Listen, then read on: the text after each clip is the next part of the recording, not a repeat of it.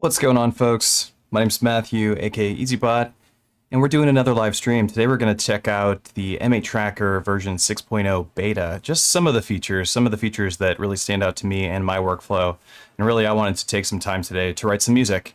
And I figured I would do it on the tracker because I've been using the tracker a lot for some commercial work, and it's just been the best. It's so easy to do mixing. It's got a great limiter. It's got the EQs and everything, and I can just either render the stems and put it into my DAW and then mix it there, or I can even just take the master output, which I think sounds fantastic, and run it through something like Ozone 11 and just tweak it till it sounds nice, throw a limiter on it, little dynamic EQ. Turns out great. So we're just gonna play a little bit of music today, and we'll talk about a bit of the workflow, what I have on the table. I also want to point out today that our stream is sponsored by Hammer of War, which is this awesome website. Hammer of War is where Warhammer and tabletop wargaming and roleplay collectors find the most legendary signed, sealed, and out-of-print books. Really cool website if you're into Warhammer, D&D, Magic the Gathering, stuff like that. Stuff I grew up on and absolutely adore. You should check out this website. It's got stuff that is very difficult to find. That's hammerofwar.us. Check it out. All right, so on the table today, we have the M8 Tracker, of course. And not only do we have the M8 Tracker here on the table, we have the Push 3, which I'm not sure if we're going to be really using that much today. Kind of the idea is that I have the Push 3 running into my interface, and I have just a bajillion things running into my interface, and I'm using my interface as this kind of patch bay, essentially. So it's got so many inputs, it's got a good amount of outputs, but it's got so many inputs, and I kind of just bounce them around with the Total Mix software, which I absolutely adore. If you're an RME user, you know exactly what I'm talking about. If you're not an RME audio interface user, it's honestly something to really consider checking out because it's awesome. It's absolutely awesome digital audio converter, so you get the most pristine quality audio, but you also have this great mixing software that does loopback, and it's definitely excellent for streaming, among many other things. So check out RME's stuff. Again, we're not sponsored by RME. I endorse them because I think that their products are awesome. So this is it. We're taking a look at this M8 Tracker. This is a Model 2 M8 Tracker. I don't know if you're familiar with this. It's an 8-track synthesizer, sequencer, and sampler.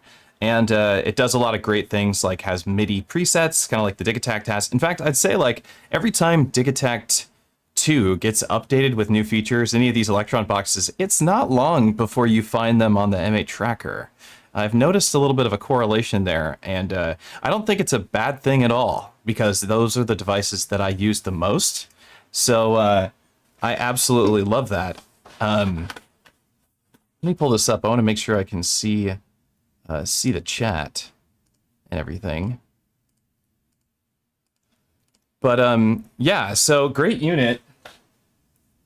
Absolutely the coolest sounds in the world that come out of this thing. I have so much music that I've used in this, and I'll give you a little demonstration of some of the tunes that I've been using, and some of them I've been using on little commercial pieces for games and like transitions and bumpers with YouTube videos about games and stuff like that for companies not of my own, which is really great. So like here's an example of something I made for the tracker with this tracker in version 5.0, which is the firmware just before this, that I think sounds really nice. It's a pretty short little tune, so maybe we'll just jump around a little bit and just to show off some of the sounds that you can get out of the M8 Tracker. And also we can jump over to Tracker Cam so you can really see what happens on this device, because it's dope. And this is another perk about the M8 Tracker that is just not like anything else. I don't have to use this tracker. I could use a keyboard and mouse, I could use a gamepad, I could use like an Xbox controller to control this software. And it's really nice to use the screen. So like I'm actually using a little tiny screen right outside of view here. That's actually much larger than the M8 Tracker screen because it's on my computer. And that's just not something I can do on any other device and still have it be like, this is a hardware unit. What I've done that's just projecting this visuals onto another screen seamlessly and also sends the audio out as well. with the visuals into the computer. So you can sample over USB, sample from USB, or sample from this device into your computer, vice versa, right? Both way, and MIDI, but also visuals over USB-C. It's just out of control what this thing can do. And I can't say enough about how much I love this device. So let me just show you some tunes. Let's make sure you can hear it real quick.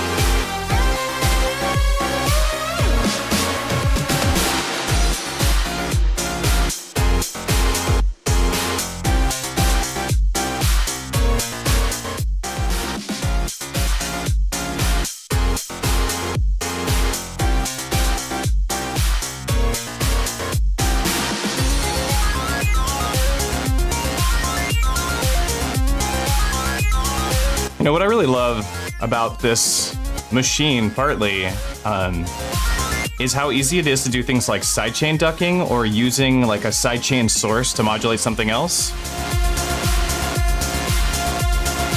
So now how epic it can be.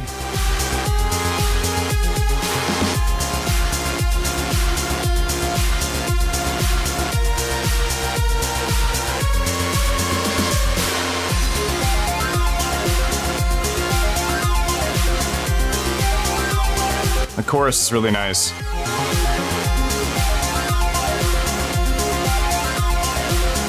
It is running into the octave track.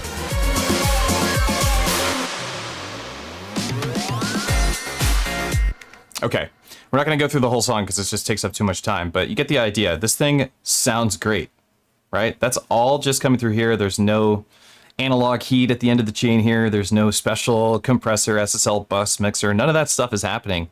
This is just coming right out of the M8 tracker, piped right into YouTube, and you know, YouTube compression and all that. This is how good the unit sounds, and it's really great. So some of the cool features that I love about this, you know, this is not new stuff, but just to point out some things that I love is that you have these EQs and you have tons of EQs, and so one of the new features in this new firmware is that you now have all pass filters.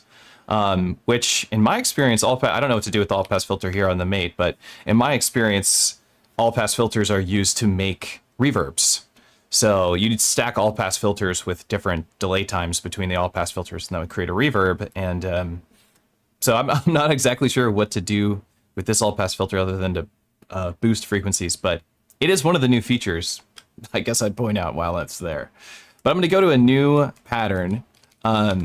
And we'll go new, it's changes, and I actually have one of the new features in here. You guys don't need to see the mouse, which I hope you can't see. Oh, you can, okay. One of the newer features in here is that the system has more stuff in it. They've added more categories to the system settings, move some things into system settings, and I actually really, really like it. So one of the things I love is save song template. Oh my God. So what is so awesome about devices like the M8 Tracker, not even Electron has this. Like I make performance templates with the Electron Octatrack, but I can't actually make true templates. Like it doesn't have a template selection. The Push 3 does, the M8 does, but most other boxes don't seem to have this.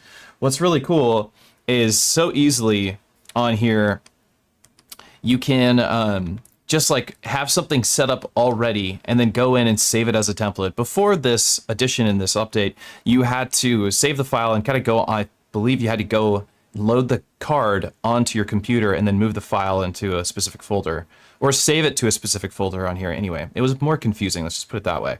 Now, not so much. Much less confusing, very easy to use, and I've already used it.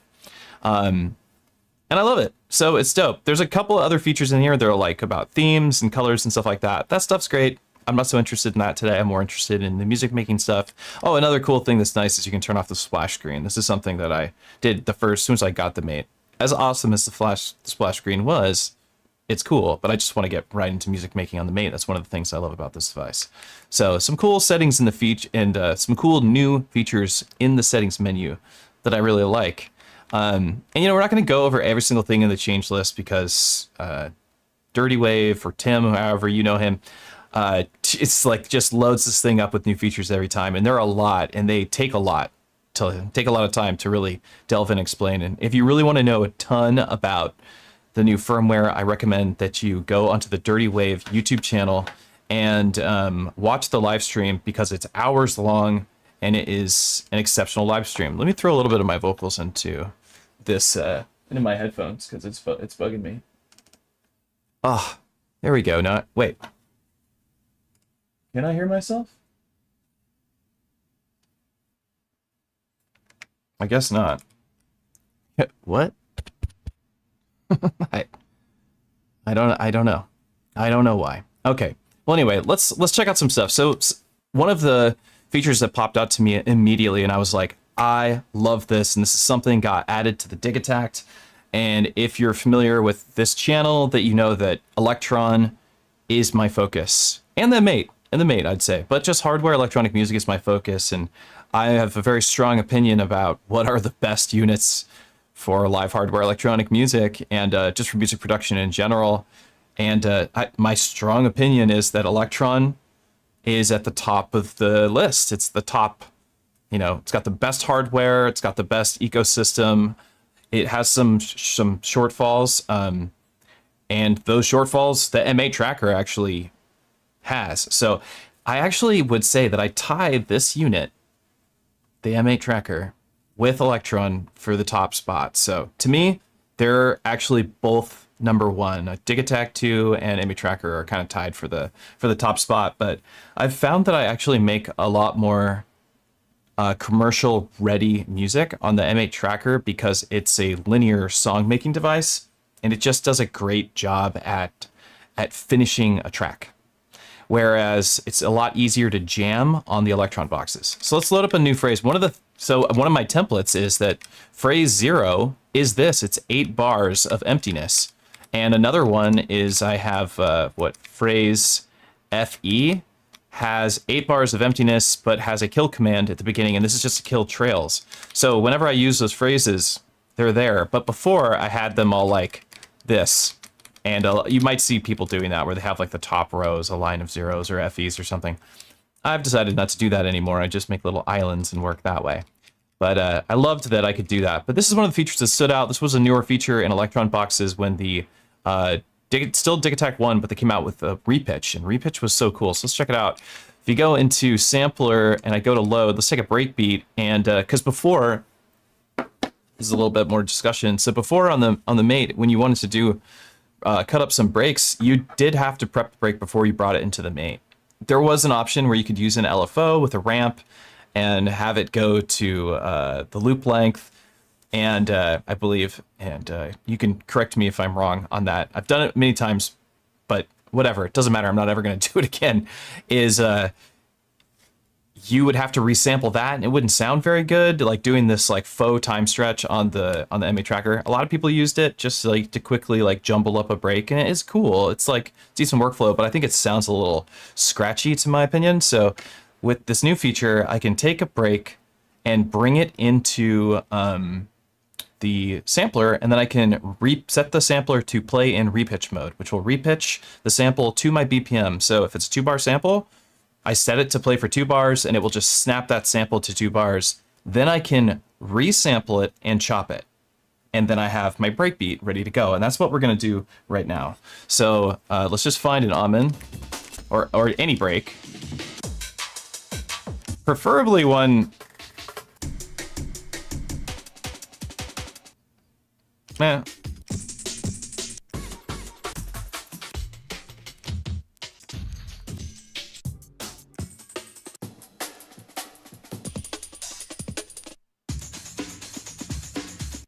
I love the stereo stuff, I'm not gonna lie. Oh, I like that.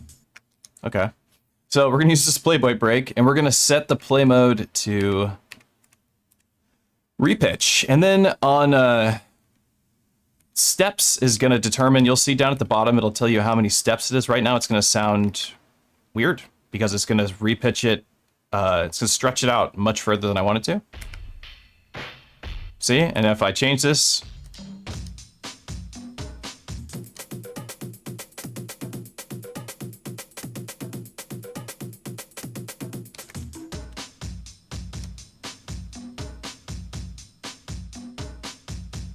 and that sounds really cool. But let's change the tempo because I kind of want to do some like drum and bass. Let's just go 174.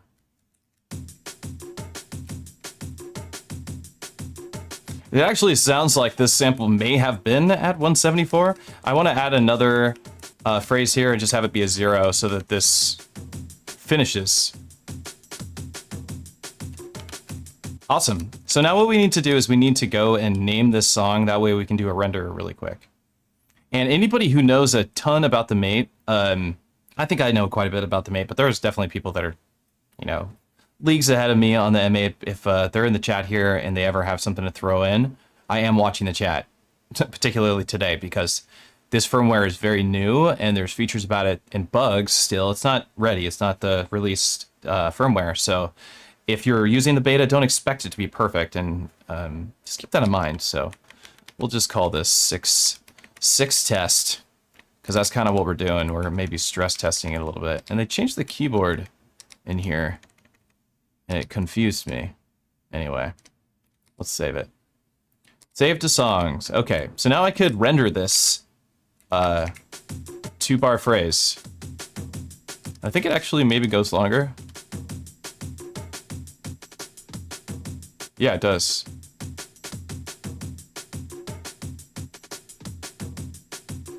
Part of it sounds a little weird, but okay, so what we want to do is highlight it and then press edit 3 times. 1, 2, 3.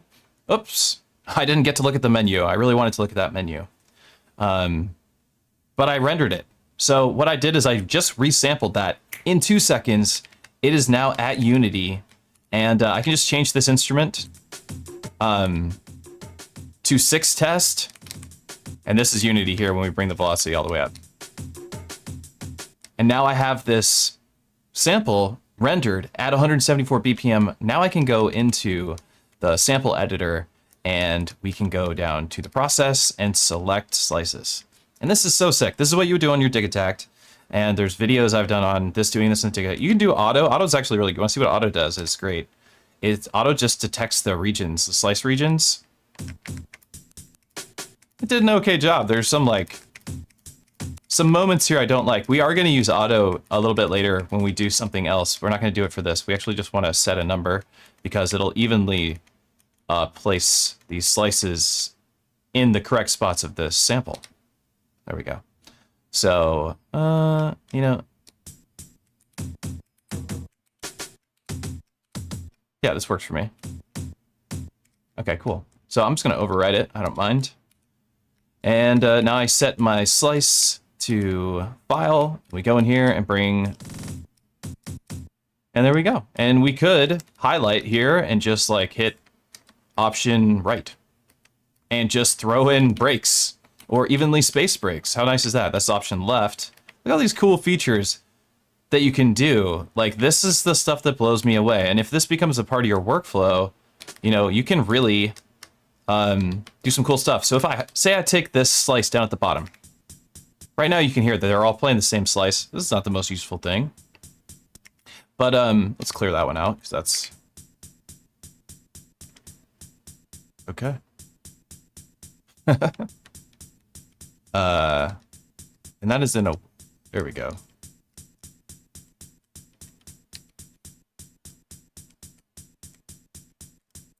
Let's just put these in some even spots because I kind of cooked that really.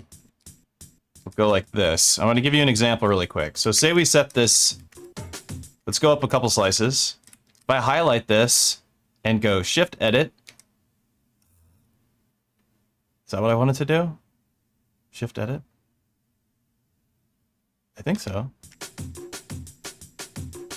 Okay, yeah, that worked. It also added the values in between these, which they don't matter because they have no velocity.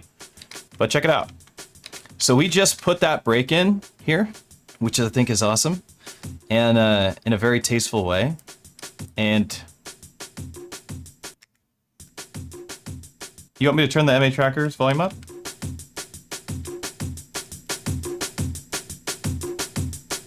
There you go. So what I just did there is we put a slice in with this, like, one of its lowest values. Like a C1 would have been the lowest value.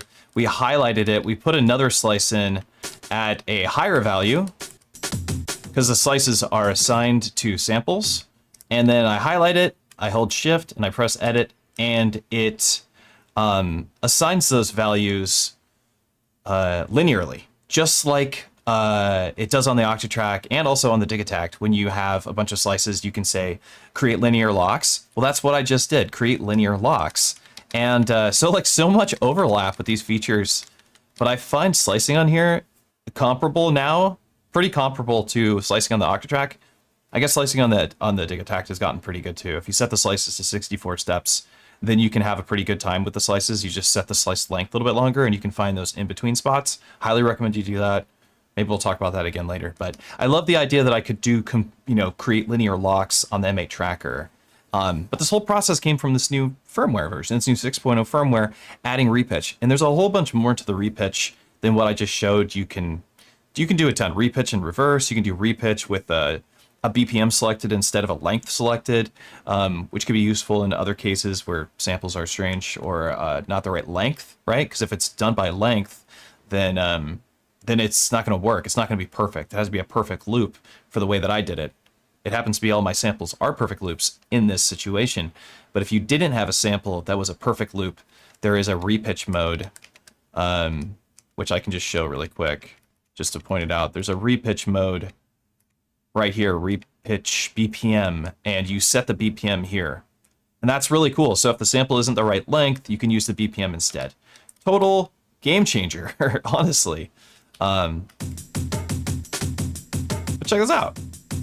And now we can start working with the breakbeat. But we can...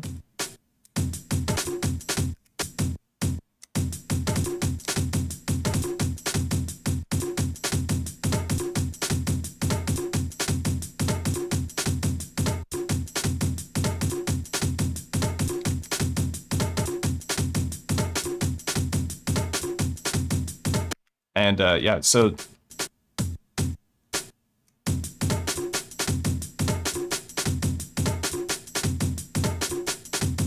this is like one of these moments where I start doing this and I'm going to just like, I'm going to get lost, right? I'm going to just vanish into M8 world.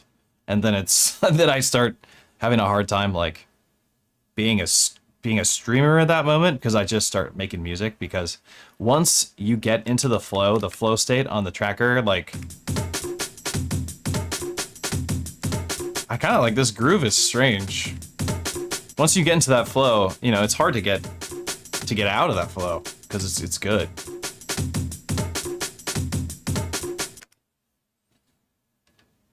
How do you time stretch a sample to match the BPM? I'm struggling when you're working outside of the sample's BPM. That was the feature I was just showing you. And that's how I believe it works. I haven't tried it yet. I don't know. I have to know. Actually, we could test it out. So let's go and make a little island right here. And let's just see. I know this is in the meetup. And so like this could be a waste of our time that I'm doing this. Because it might be easier to just do it or see it in the meetup. But I'm kind of curious, so let's take a look.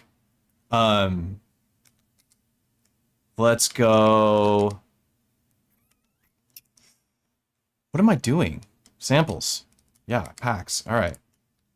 Let's go. Bass labs? No. Oh, I guess we could do it with one of these effects fills because they have BPMs. So, okay. So here's... I love this, and I want to talk about this too because a huge part of my workflow is using heavily processed drums and chopping them up.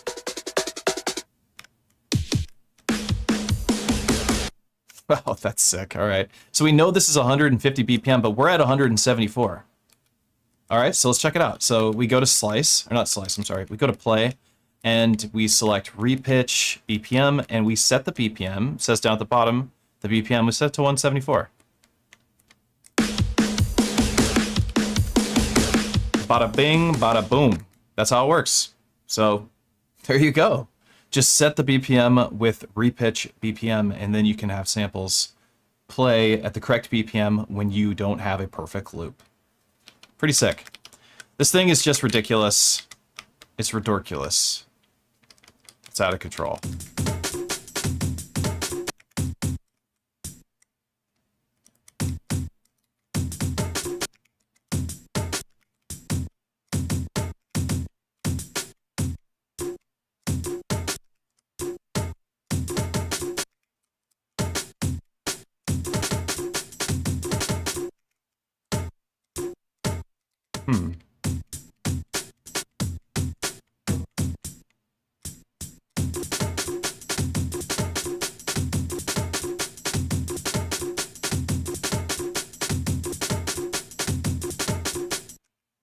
Sounds great. It's really easy to work with. Kind of wish.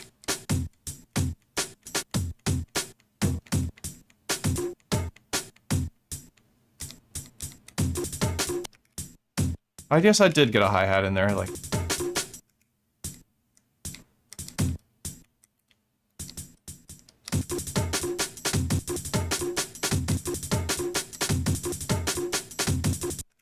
Let's start this over.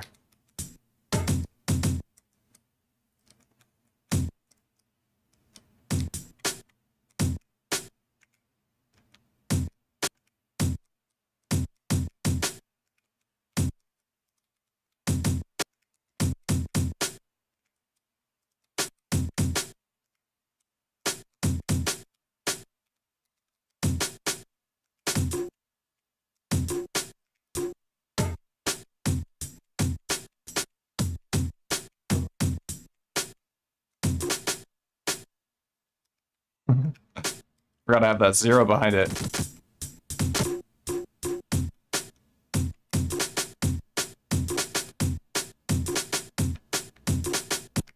What I really like to do too is like not have the whole break be the beat.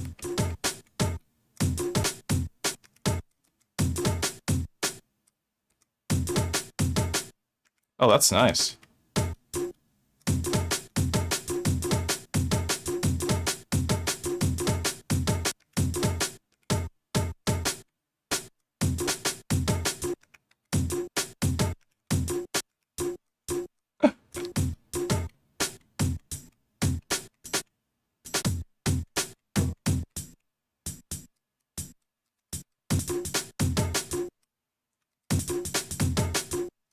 Yes.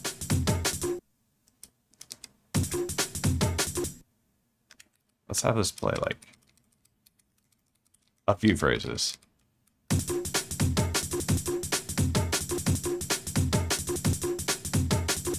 Yes, I love it. Okay.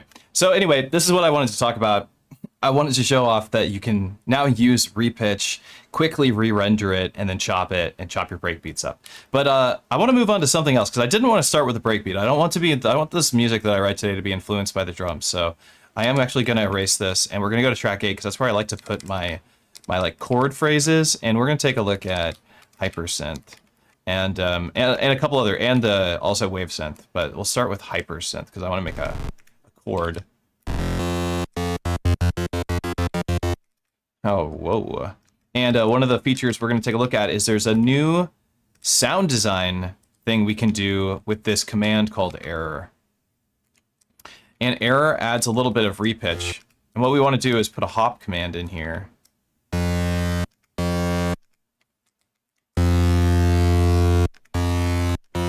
So it just keeps resetting. We can turn up the error.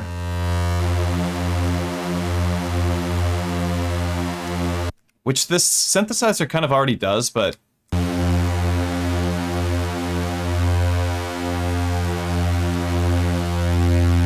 oh, this is crazy how big it sounds.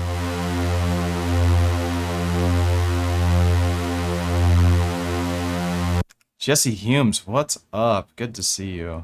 What I like to do is turn off a couple of these notes and start with only like 4.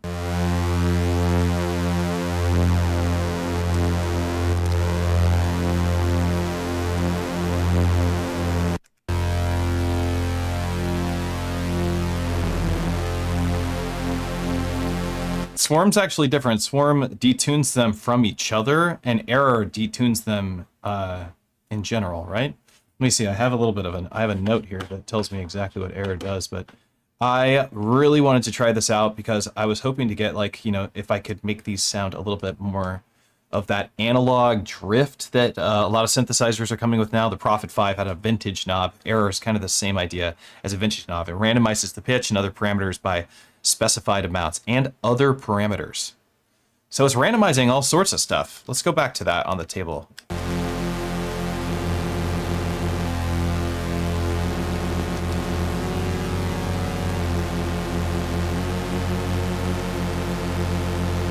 If I set this to 0.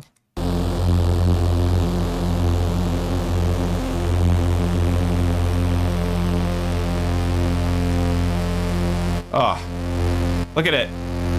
It's moving the notes. That's ridiculous.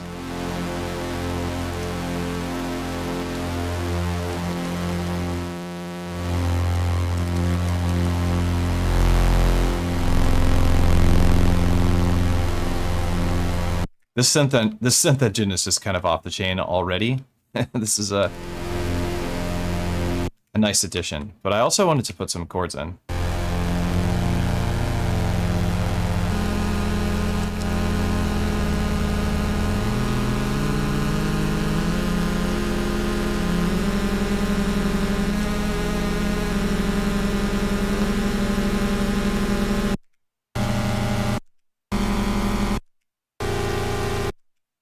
What?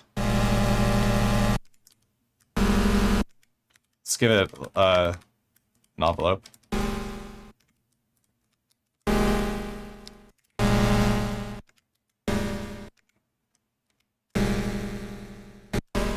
Or let's make this a pad.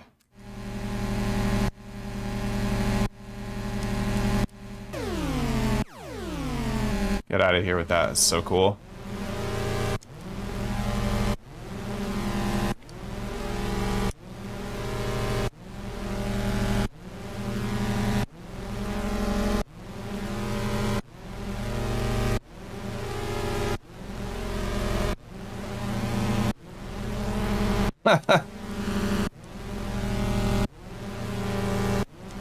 Oh, so sick.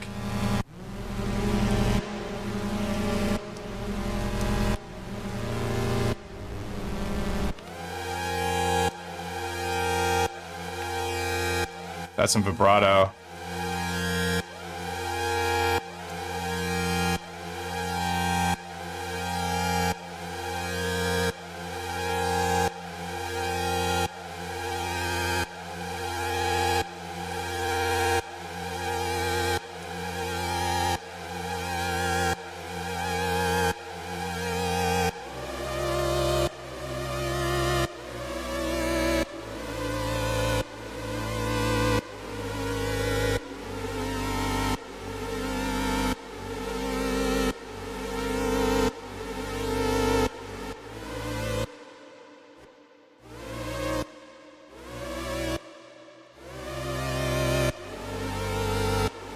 Oh, we can make something so creepy with this patch right now, and I kind of think we should. So one of the cool features about HyperSynth is this chord slot. You can copy it, Shift Option, copy chord, and we can go to chord 2, Shift and paste. Oh, look, it actually pasted without those oscillators. That must be a fix. I didn't see that because before it would paste it and leave these 2 oscillators playing, and you'd have to delete them. And we're only using 4 notes because we don't need more than 4, but we could add more if we want. But let's make a new chord. Where's our...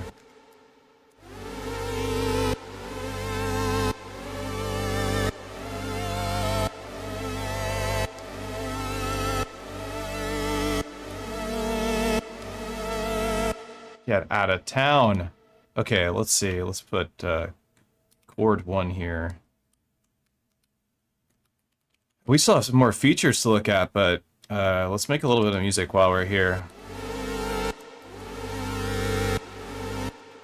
Let's go and make this unique.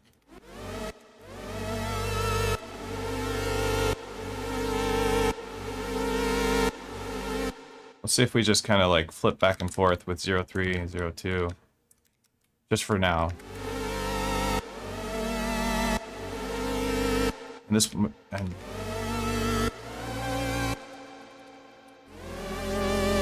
oh, that's so nasty. FE. Okay, let's remember that.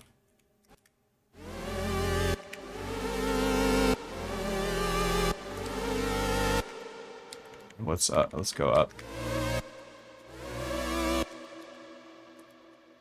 Let's get another chord.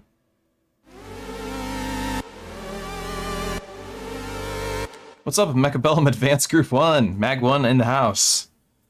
Mag 1's the shizzle. If you like Auto Battlers, RTS games like that, like I do, I'm a gamer. If you love that stuff, check out Mechabellum. It's one of my favorite games. And Mechabellum Advanced Group 1 is responsible for the tournaments, for the pro tournaments, the ranked tournaments, but anybody can play. And I actually played a tournament the other day and won. Go figure. Pretty cool. Okay, I want a new chord here, so let's go back in and let's copy this chord and move on from that one. Paste that in and...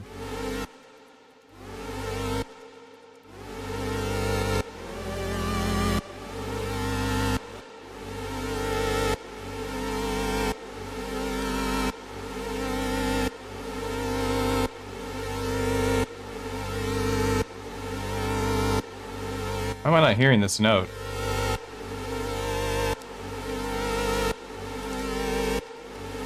Oh, because I'm playing on chord set 2. Oh no, I just killed chord set 2. Oh, it doesn't matter. Chord set 2 didn't have anything in it. We'll just repaste it. Okay. We need to put one of these at chord set 2. We were going to do it on here. Number 4. So let's do that. Let's go.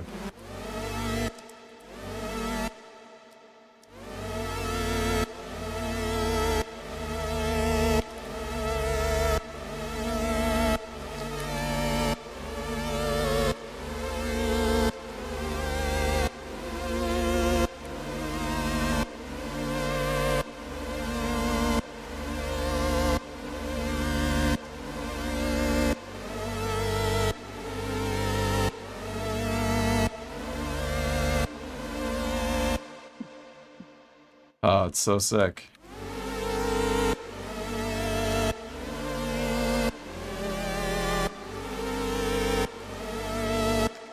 I mean, that's a decent little progression right there. Gotta keep that FE.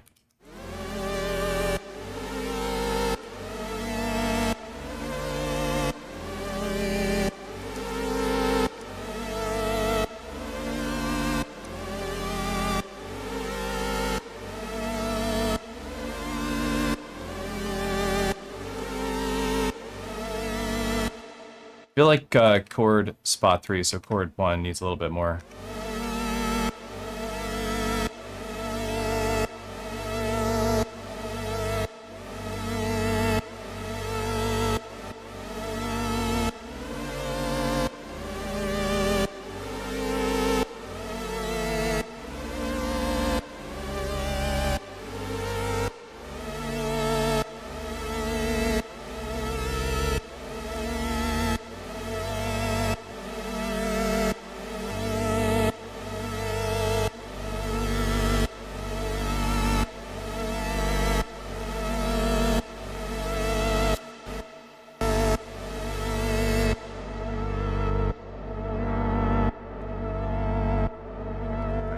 Envelope to filter. Yeah, why not?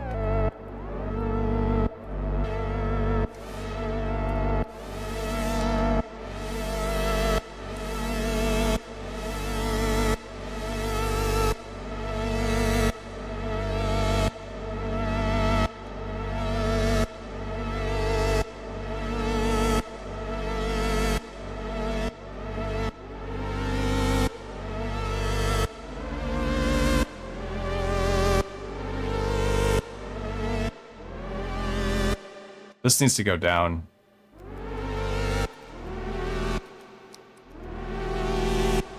That's like almost... Can that work? It's so evil. It's so dissonant.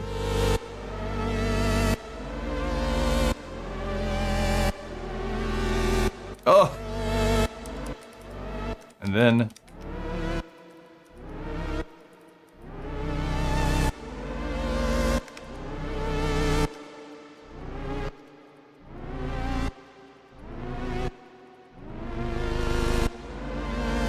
essentially what's happening with this transpose is I'm just like moving a chord shape. Like keeping the exact same shape and just moving it around the piano.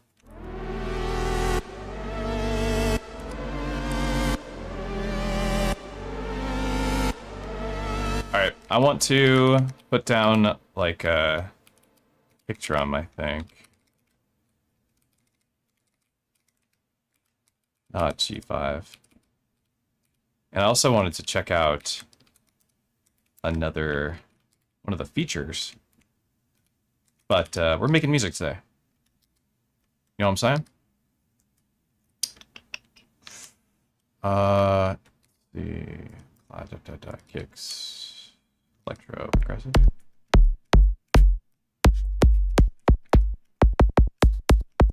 I want like a small kick like this. Yeah. All right, let's get that in there. Let's clone this and just change the sample to some sort of snare. Classic.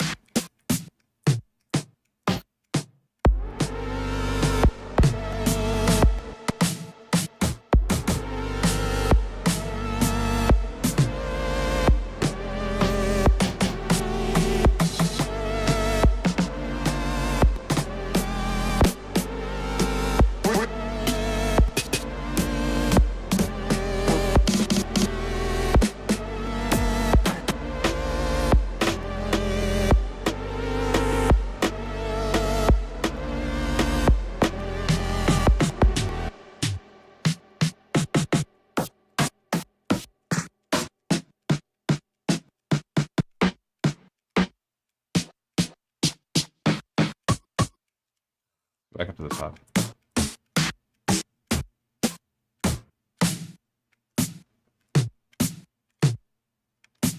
I kind of like that. Yeah.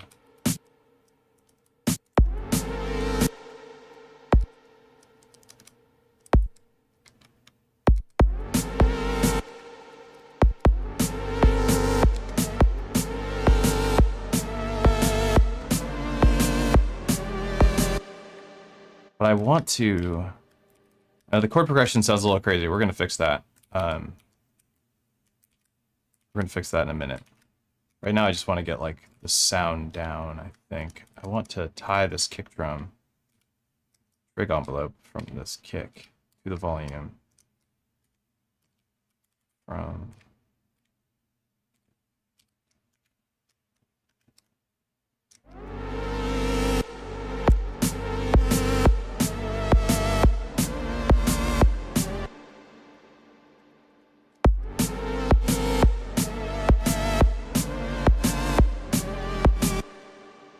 That might be a bit much.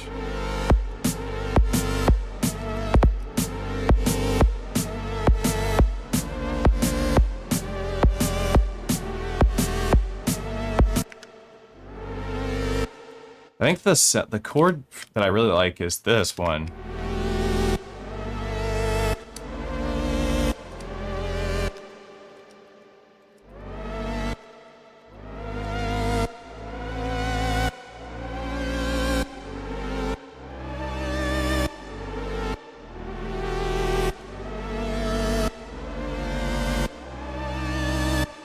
Yeah, see, I like that. Let's just duplicate that. And this.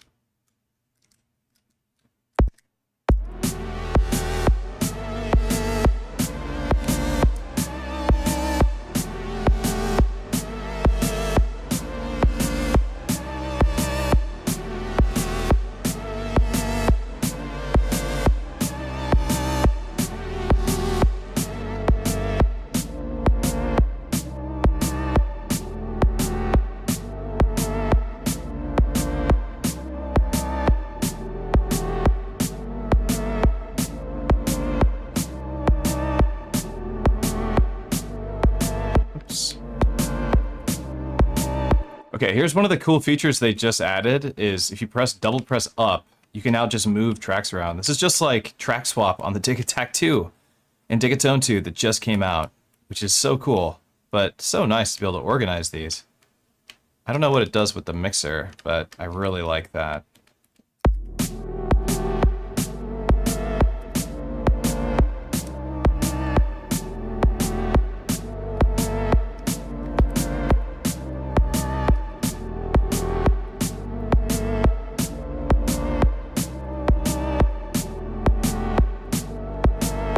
Turns out I don't like that kick. A little too punchy.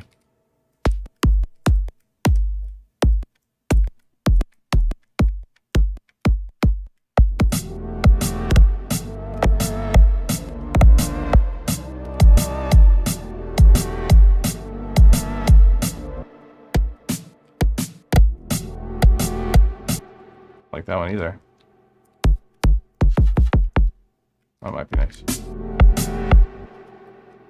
No.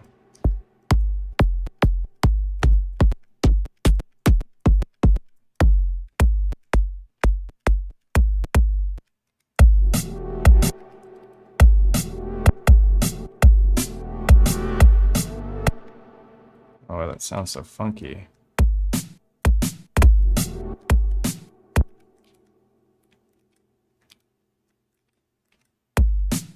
Oh, I have the same phrase playing, that's why. There we go.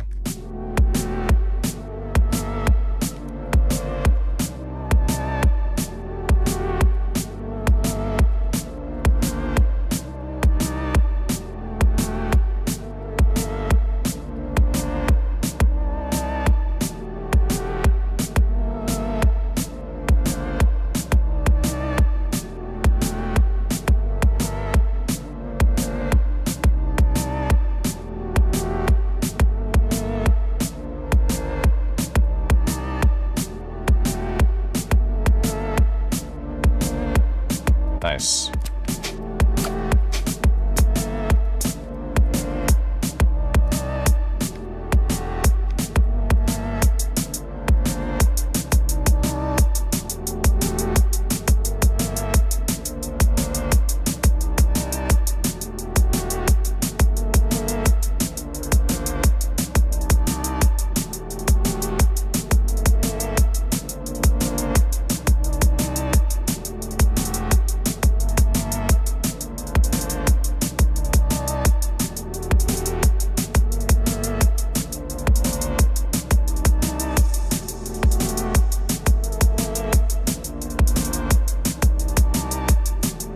This is a really great time to try out this other synth. So let's load it up and do like a little lead or something. So something cool that got added to WaveSynth, which is probably my favorite synthesizer in here because it just does these amazing wavetables.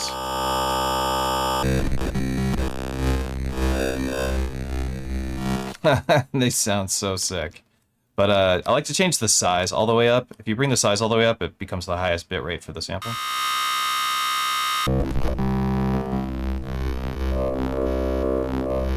It just sounds a lot less 8-bit.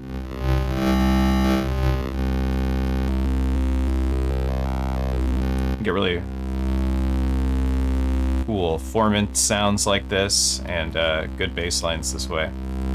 But one of the new things is in our table, we can do hop 0 again. And this time we're going to put in a different command. Instrument command sync for synced phase position. Yeah. There's also error again. We can do both. And let's do both. Let's go to error. And we'll leave it at 0 for now, but...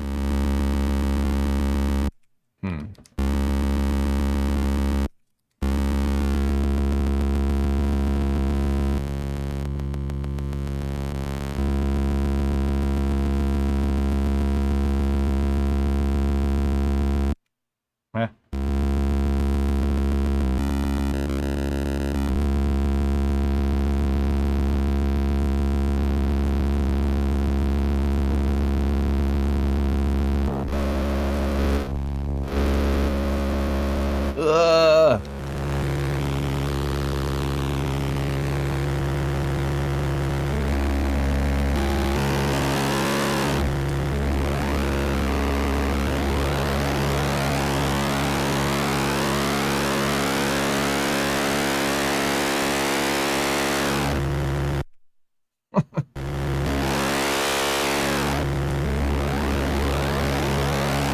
I want an LFO go into the molt really slowly. I just want to hear that. Because that sounded sick. Let's have it go for like a full phrase. 16 steps, one phrase. No, just a ramp.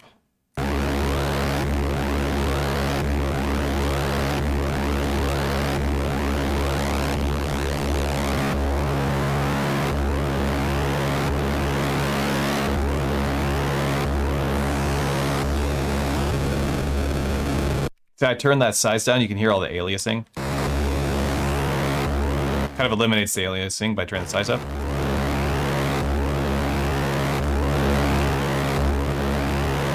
New limiter modes. This post W3 sounds. This one takes all the highs out, or the lows out. I like this one.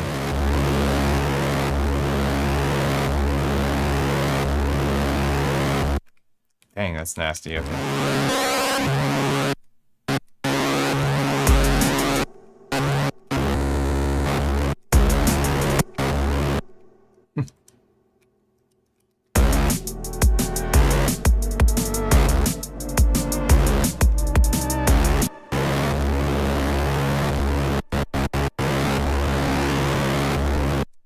Can't really change the note anymore.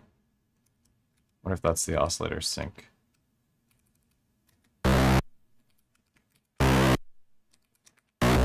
It is.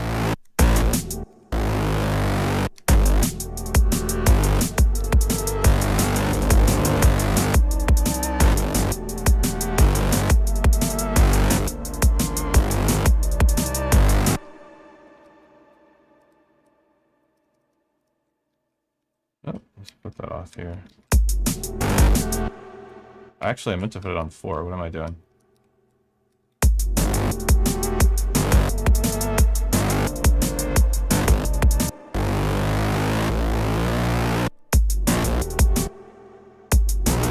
Maybe it should be on 3.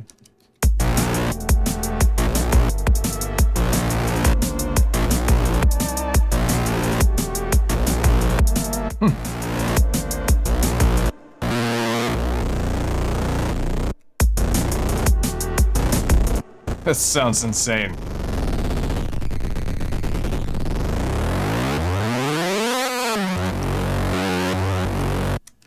Might be going a little too crazy with the error command. Whoops. There we go.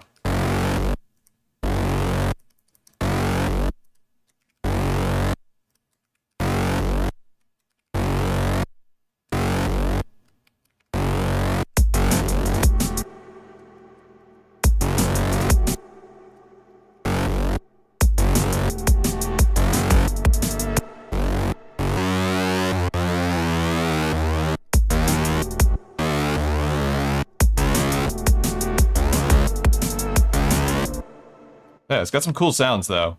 So again, using error, the sync didn't really do what I wanted it to do, but that's because I don't know how to use it yet.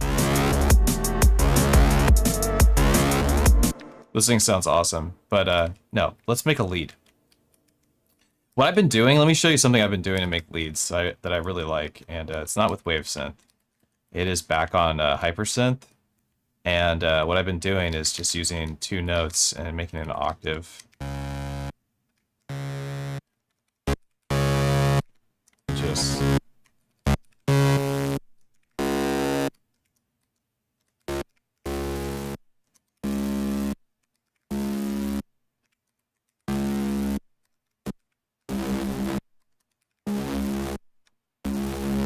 It's ridiculous.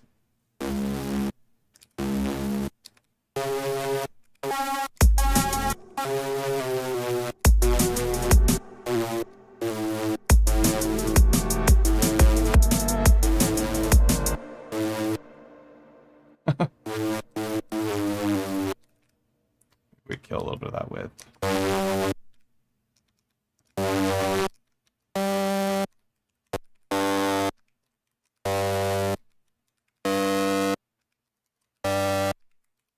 Oh, that error command is still... I didn't realize I was using the same instrument. I don't want to do that. Clone that instrument, bring that error way down for this one.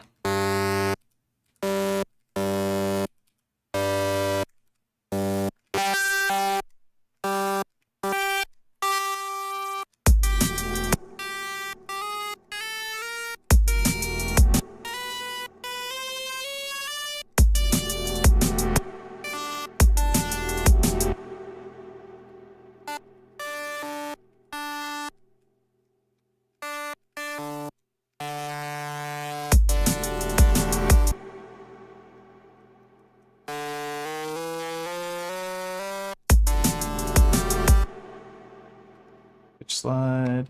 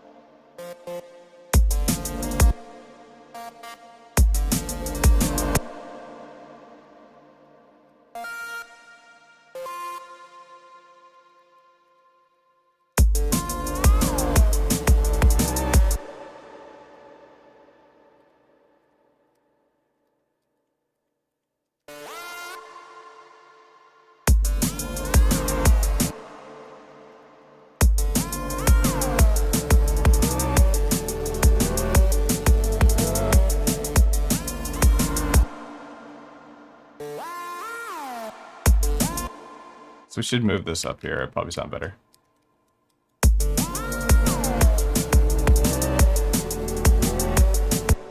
Probably throw that here.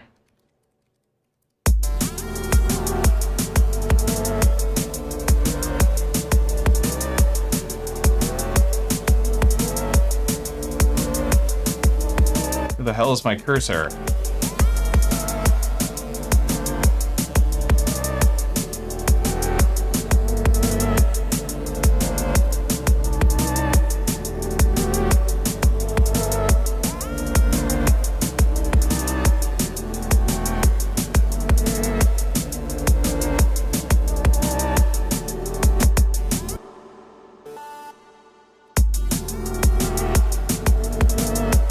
Oh, that sounds better when you do that.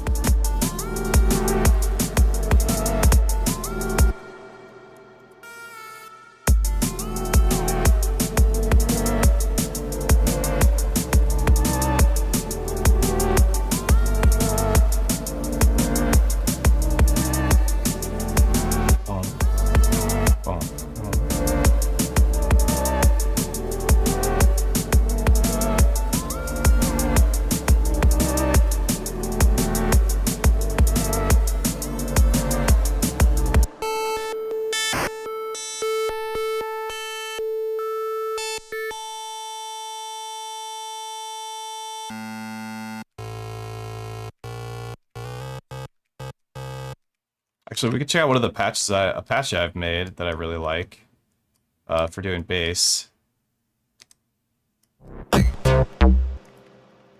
Where are my patches? Are they at the bottom?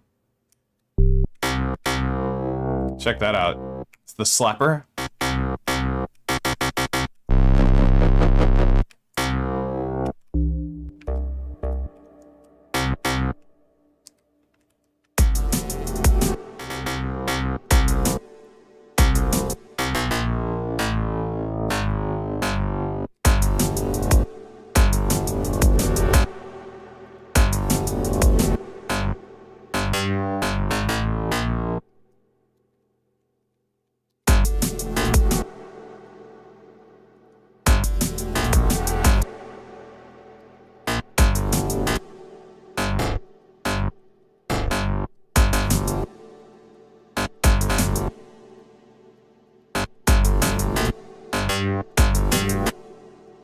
Oh, actually.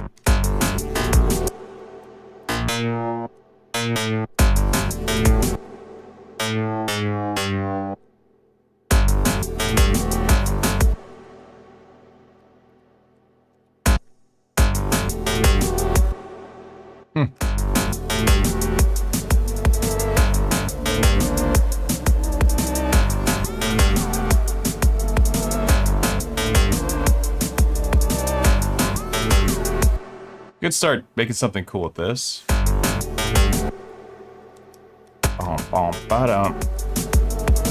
Then copy this, clone it. Dun dun dun dun dun dun. Copy that.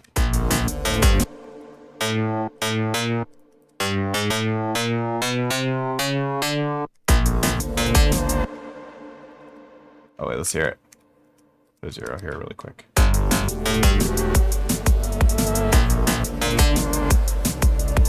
Dun dun dun. Do do do do do do do. Oh, dude, this is cool. God, I love this thing. So we go on dun. Dun dun dun dun. Dun dun dun dun. Du, du, du, du, du. Maybe we put another line in here. Clone that and go.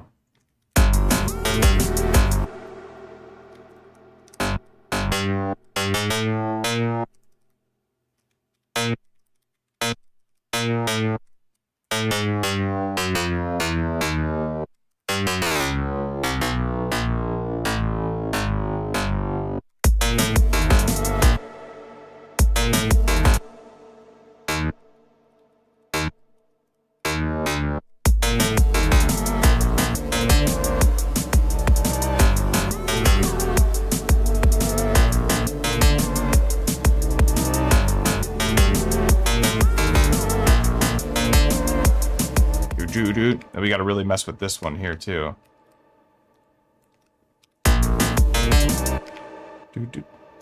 So it goes,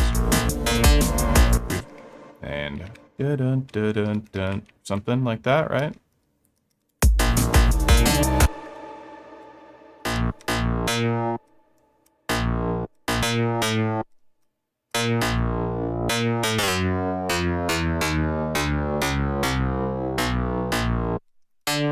Did I just go right back to A?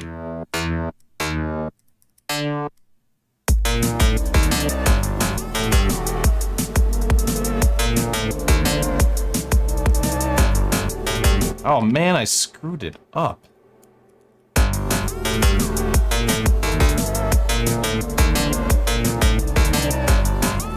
I meant to clone this. We'll clone this one, so. Damn it. Wait, no. What we do?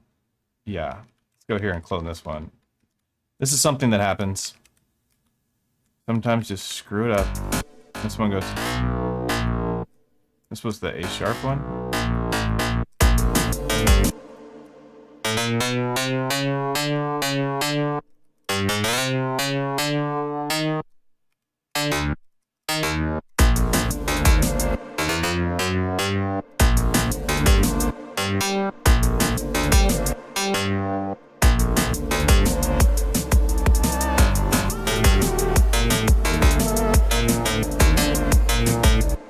And this one now needs to be changed.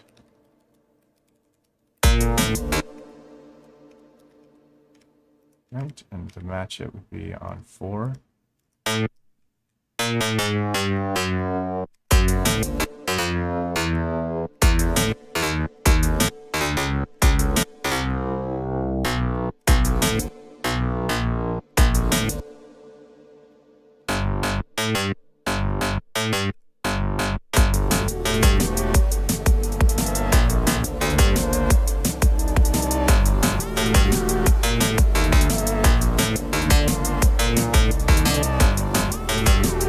So now we gotta make the drums match the bass line. Right here. Bum bum ba dun dun dun dun dun dun. This one. Da dun da dun dun dun. Okay, and here's how we're gonna do that. So this is something I really love doing. And we're gonna do it right on track 1 actually. We needed to expand this. Get out of here. We're gonna make a new instrument right here, and just bring it down to 0 because we're gonna use a sampler. And what I love to do, let's load. We're going to grab one of these vibey effects drum fills. 174.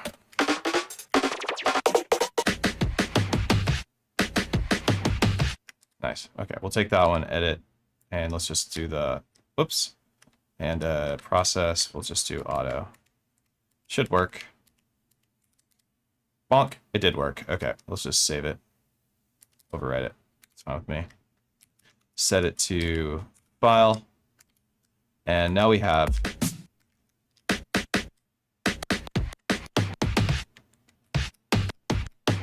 these cool processed drums. And what we can do is we can loop that one moment in time. So we'll just highlight this whole section, shift play.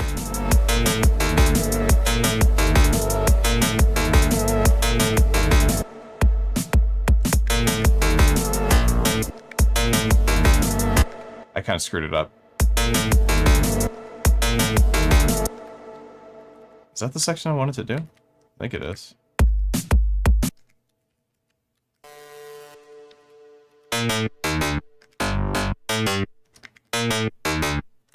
Yeah. 8A. It's 2 and 8A. Those are the ones we really want to mess with. So let's move the kick to 2. What did I just do?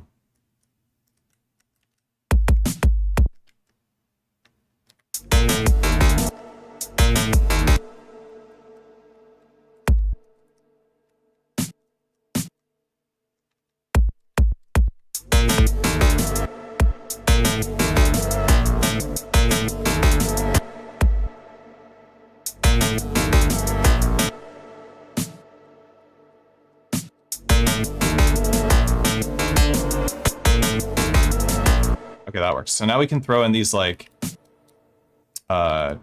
these drum fills.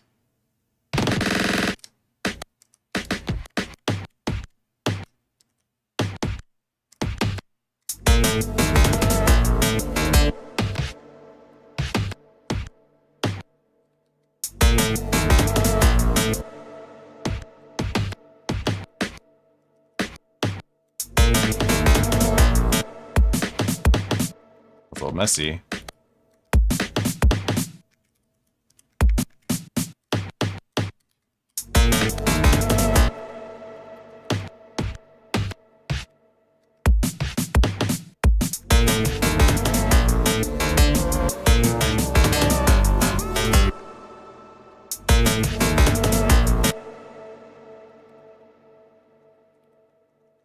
Did I do that to all the 7s?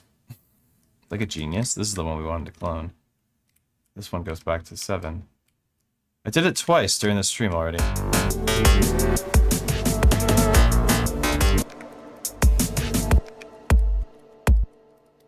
Back to how we had it, please.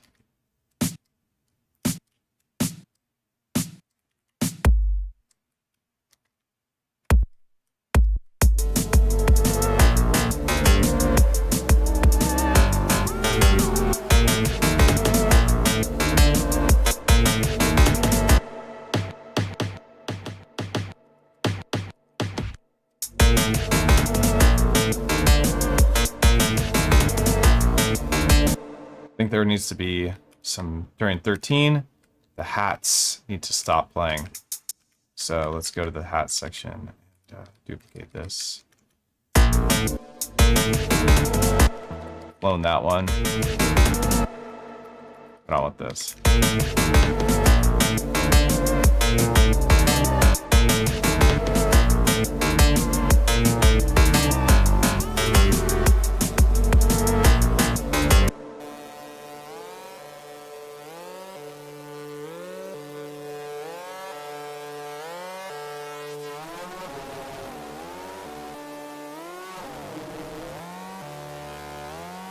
Whoa.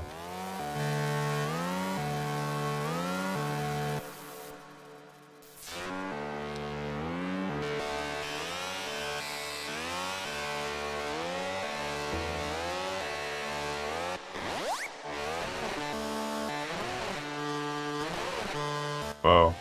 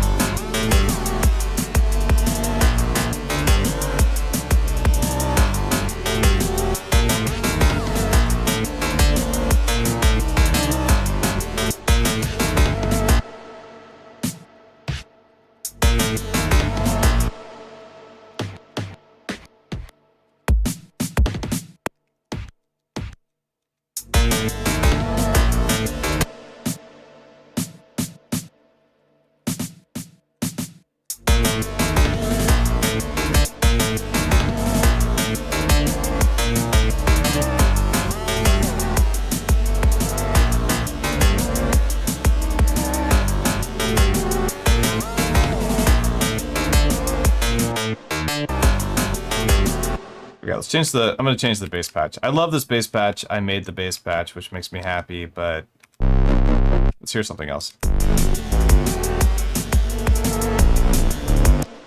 No.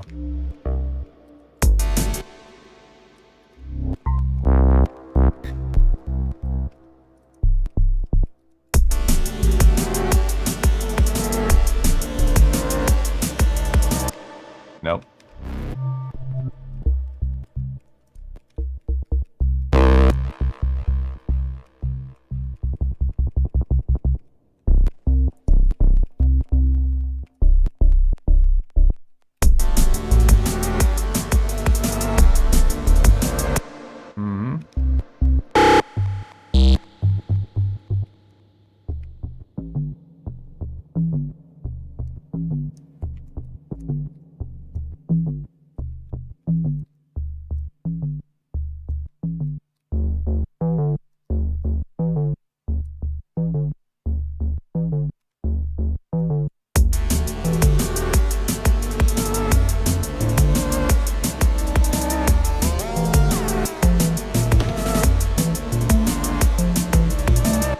I don't know. It's cool. I like it. I don't know if it fits the...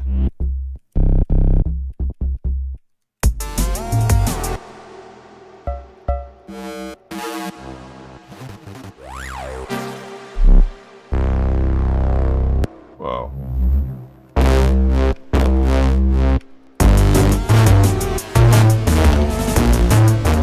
Oh my god, yeah. A little loud, but yeah.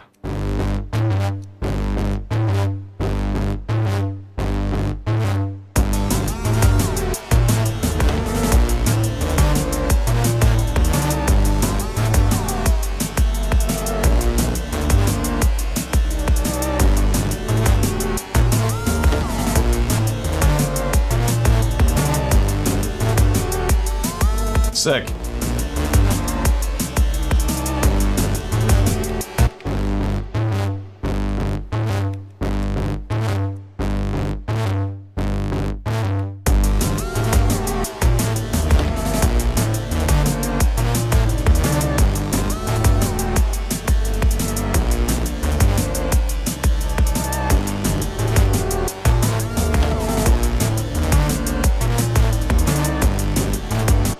Cool, this is starting to go somewhere. I think I need like a crash symbol of some sort. Put it over here for now. I think there were some other features I wanted to talk about. You know, these streams are just kind of, you know, making tunes. So forgive me if you're like really wanting to know everything about the MA tracker update. Where am I going? What? Packs. One of these has, you know, there's so, now that there's the repitch engine, there's a whole bunch of sounds I can use I wasn't able to use before. All the breaks, so much jungle stuff on here, and metal drum fills, which could be pretty cool.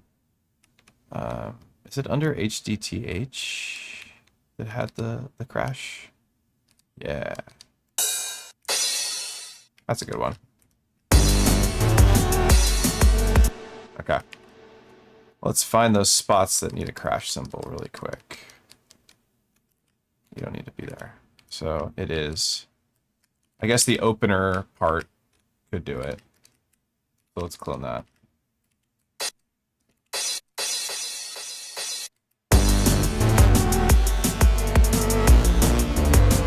We know it's here.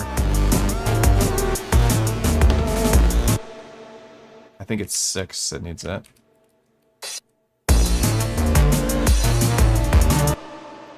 Whoops. Well, I go back and delete that.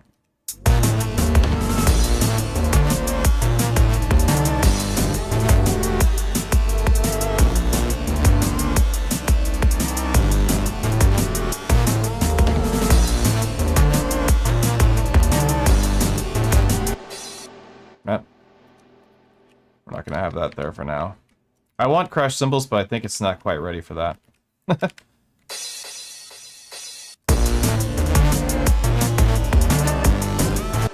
See what happens when we mute this.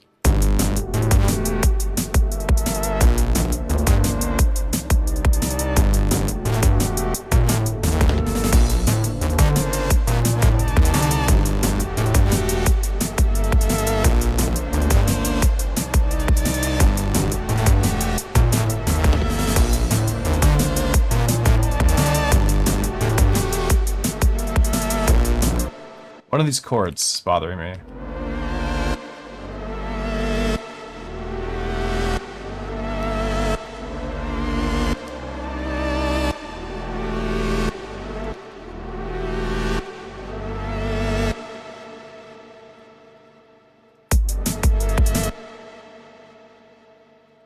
Let's go in here and play with the chord 1.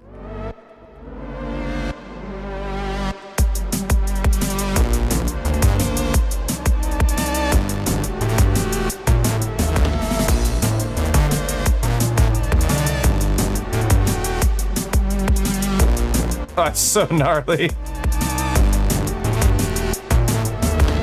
Let's put that in here too.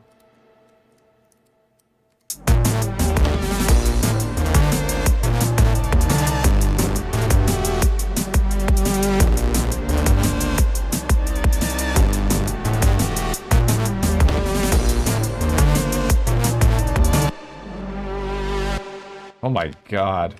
That's so big. Current instrument, send some like reverb to it.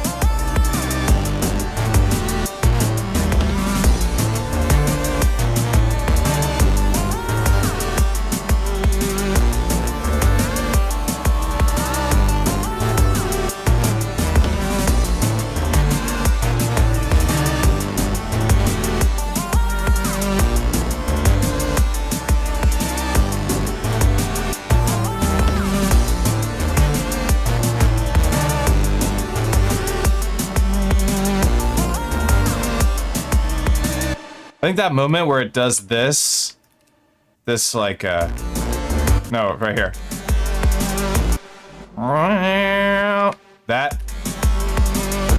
That's like the hat should leave. So let's clone this. Right here.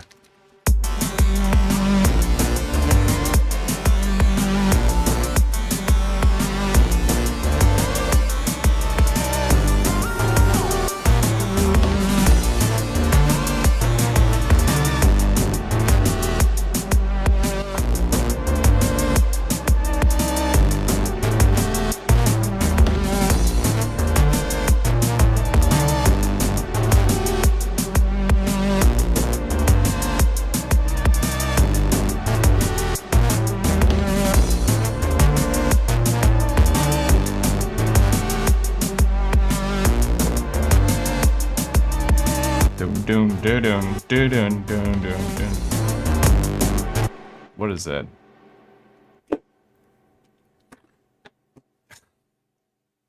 I love this thing. Sponsor me, LaCroix. Be my next sponsor. For God's sake. Speaking of sponsors, let's take a look at our sponsor for the day. Should we check out their website real quick? I think we should. So today's stream is sponsored by Hammer of War. Hammer of War is dope. Let's check it out. All right, cool. This is Hammer of War's website, and I'm gonna take you on a little trip real quick because I love Warhammer. I love Dungeons and Dragons. I like the sci-fi version of D&D a lot more, but Warhammer's way up. It's definitely up my alley, and I love Magic the Gathering, and I'm a Magic player. I love competitive games, and Warhammer is very competitive, but it has a really amazing lore and a really dark, grim, dark, evil lore. And so this online store, what's so great is you can find very, very rare books. So let me just kind of give you a spiel. So if you got through COVID, finally diving into if you remember COVID, and I'm sure you all do, a lot of people got into collectibles during that time, and a lot of people were playing D&D, and some people were playing the remote D&D. But you're also really into mechs like BattleTech, and maybe you were trying Warhammer for the first time. I started looking into Warhammer during that time, and a buddy of mine started this store up. So I've always been a sci-fi and fantasy fan. The weirder, the darker, the more complex, the better. And the lore in Warhammer is practically bottomless. So it's not just a game, it's kind of like this ecosystem that you can dive into and really explore. And this store, this Warhammer store, if you're look at these beautiful photos, are extremely vibrant. If you're looking for really rare collectibles and you're into this, you want to check out Warhammer or hammerofwar.us, our lovely sponsor for today. And there's amazing stuff in here, really hard to find stuff, and it gets shipped to you very quickly. So let's check out this like vintage collection here. So let's see if we can find something. There's some good prices on here. It gets expensive. Look at this. $3.69. What is this book? Probably really hard to find. An art book, The Prince and the Woodcutter by Henry Wolfe and John Blanche. I love the artwork. Look at this just absolutely evil artwork. Super cool. Beautiful website, beautiful offerings, good deals, and you can also find them on eBay if you want to like go here, but I'd recommend just checking out the store because this is where all the good stuff is. eBay doesn't have all the stuff. So if you're into collectibles, like I am, like Magic the Gathering and stuff, I'm a Magic collector. If you're into Warhammer books, you want to check out hammerofwar.us, our lovely sponsor for the day. So thank you, Hammer of War, for sponsoring this stream. We look forward to buying some of your amazing and extremely hard to find, sometimes signed, collectible books. Pretty sick, I'd say. So I want to talk about this sponsor thing for a second. So Hammer of War isn't a typical sponsor for an audio channel. And you know what? I've just decided that I want sponsors of this channel, if I'm going to take sponsors, I get emails all the time for sponsors because my channel hit like 30,000 subscribers now. And for whatever reason, I guess that's the number or something, my emails are just flooding with sponsorship opportunities. And they kind of have been for a while, but like they're stupid sponsor opportunity. They're bad. You know, they're like for car batteries or just like really dumb stuff that's just like absolutely nothing to do with the channel. But I decided that I do want sponsors of this channel of just things that I love and endorse as a person so that I can just share what I love with people. And I love stuff like what Hammer of War has to offer. So sponsors that I'm looking to have on channels like this that aren't just music related are like video games that I love to play. I want to have that on here. Books that I love to, from authors that I love to read. I would, you know what I mean? Like, how cool is that? I want to share what I love, and Hammer of War is one of the first sponsors that I've taken on that is completely out of the music spectrum and into just stuff that I endorse and love as a person. So check it out. It's a cool website. If you're into Warhammer, this is definitely the place to go. Let's get back to our track. Actually, let me see if I can answer some questions. I will link the sponsor in the description. Let me do that. That's a good point. Let me just add that super fast.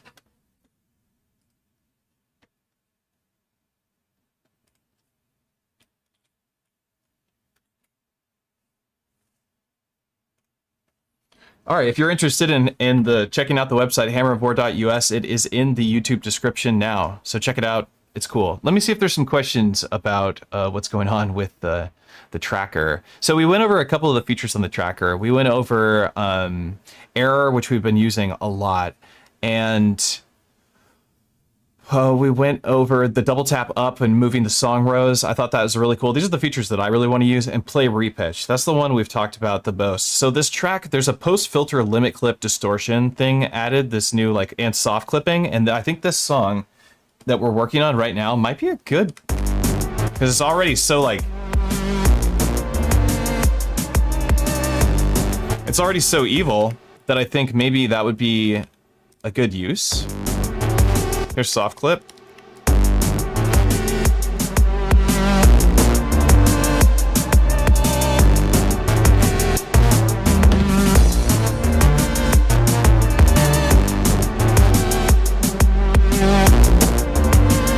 Oh, got too loud. Too loud for YouTube.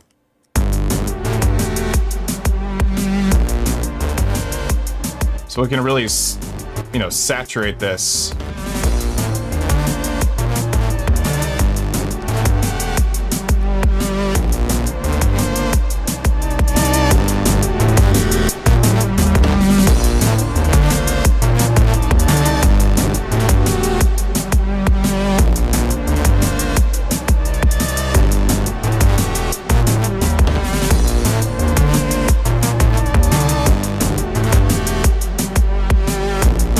Master EQ.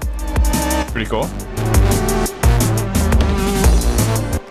Limiter isn't doing anything at the moment.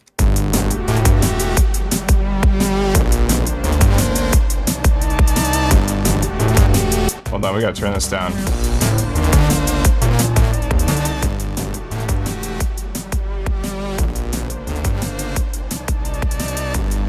There.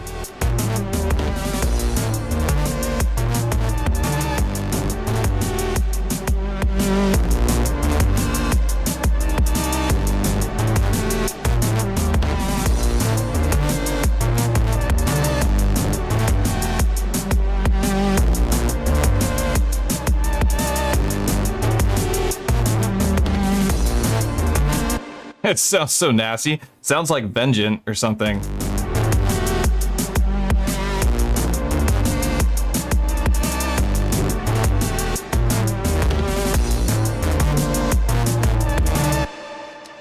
It's a bit crazy. Let's go back to what we were doing before. I'll play with that later. Let's just keep it at a clean mix.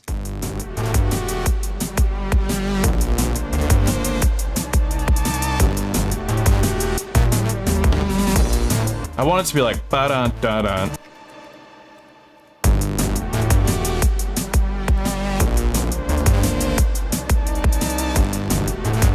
Dun, dun, dun.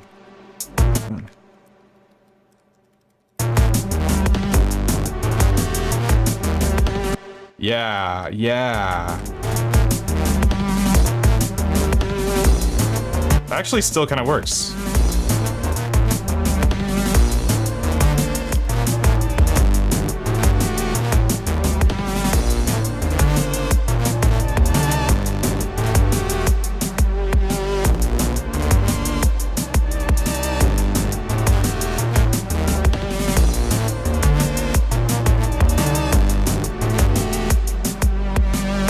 It should just be like no instruments during that. Just cut. You know what I mean? It's like, I don't know why I cloned that. I didn't need to clone that.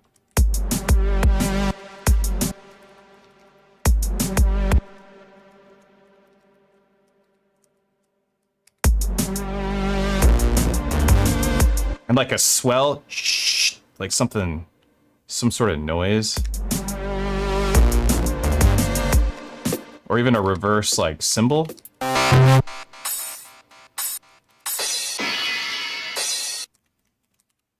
it play in reverse. Maybe that'll work.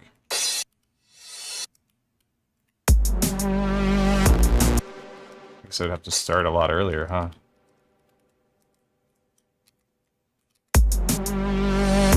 Oh, that's nice.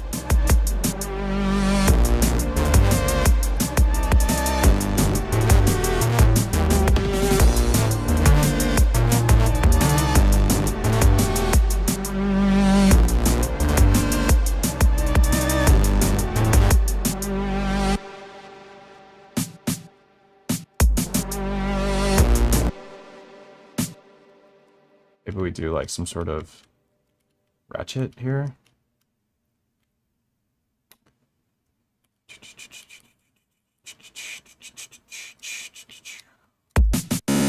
Whoa.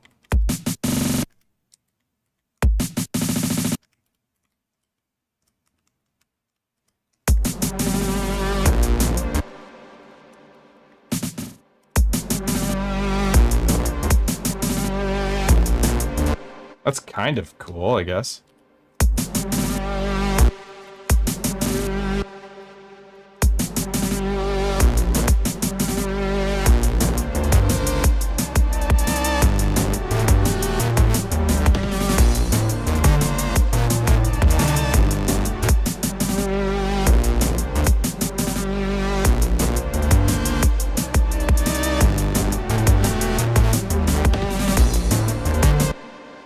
Try different ends.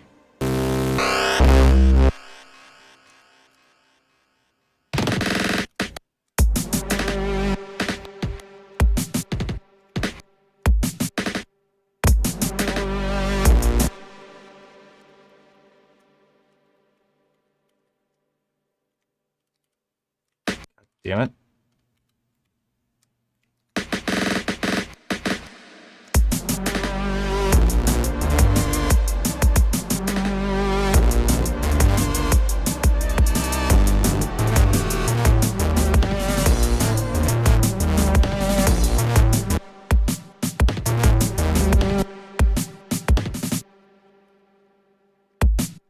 Where's the bass line? 0268. 02. 02. What the hell?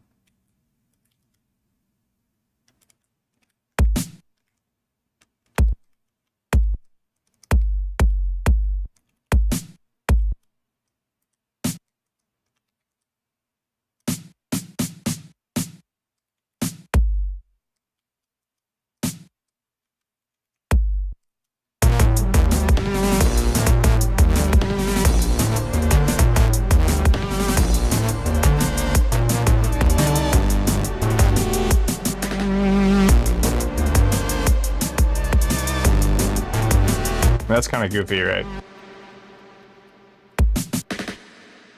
It needs to be like super filtered or something. I don't know. It just sounds stupid. Sounds dorky.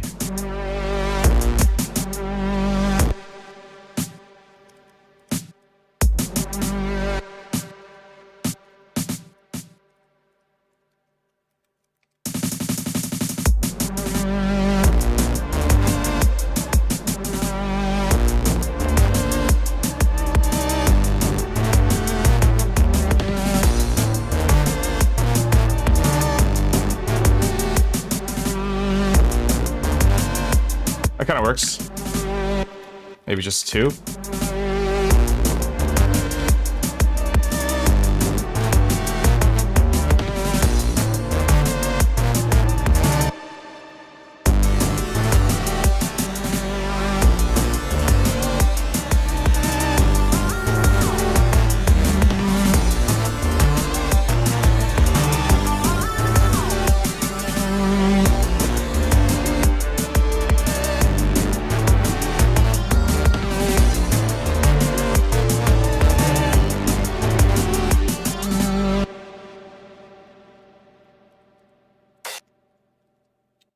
No. Wait. Yeah. Load instrument. Why is it taking me there? Synth. Oh, those are samples. What am I doing? Instruments.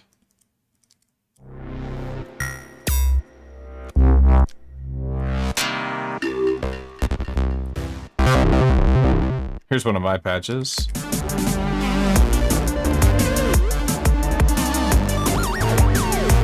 That sounds crazy.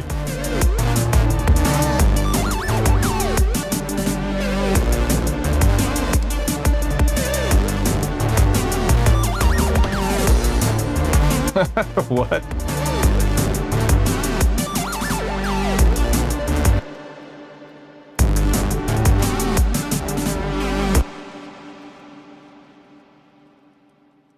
Let's see how it sounds now.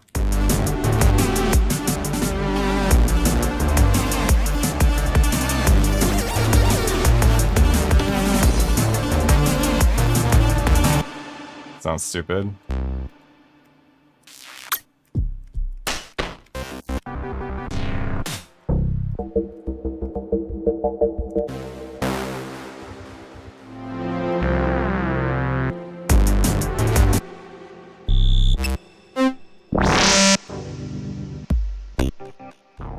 Oh, that's a good sounding kick. Damn.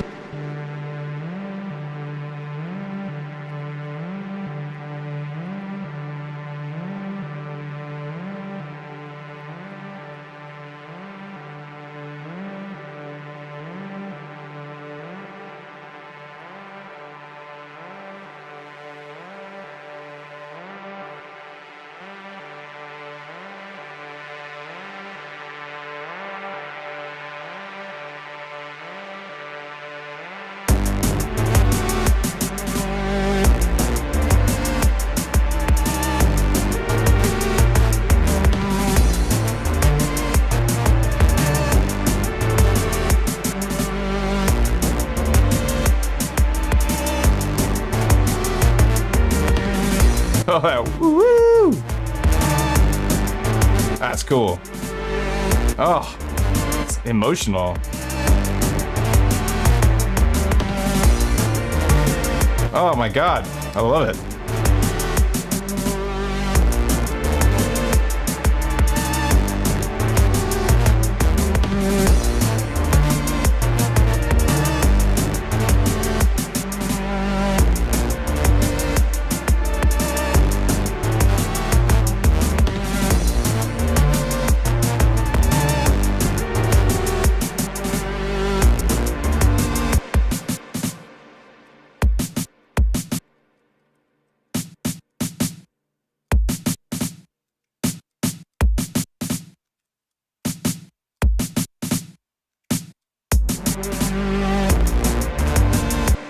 I think all the snares need to be a little louder.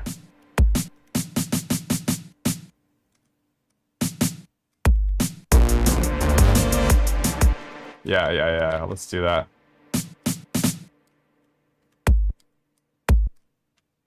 We also need to like program more drums because it's kind of like a little boring-ish with the drum pattern.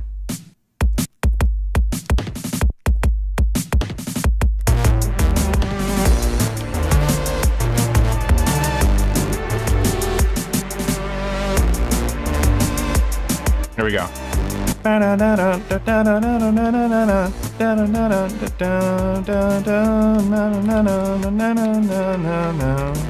Let's get like an ARP going here. What's this? Get out of here. Here we go. Who are you? I don't care about you. Here we go.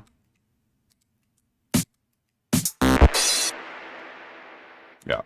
Give me an empty instrument. Thank you. Let's get the ARP going. We want ARP. We want ARC. And now we want to give it an instrument.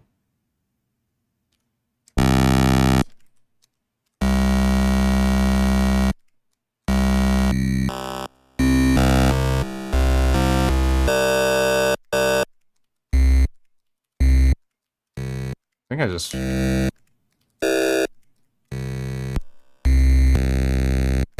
Ugh.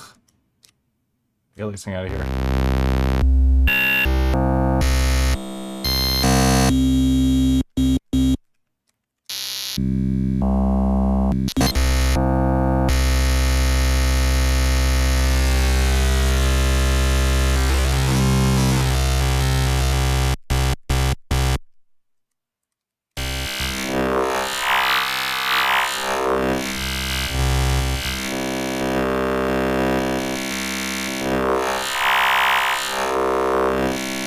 God, it's so nasty.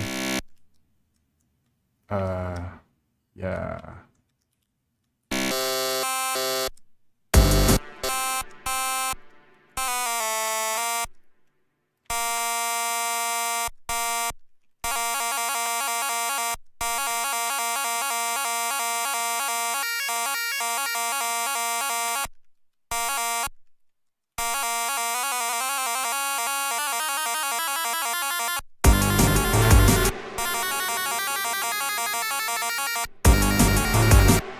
Huh.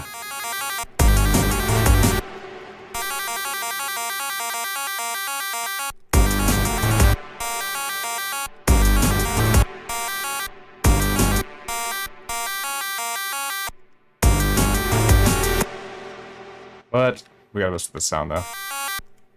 Maybe we just want a sawtooth. Oh, that's the sound. It's too loud though.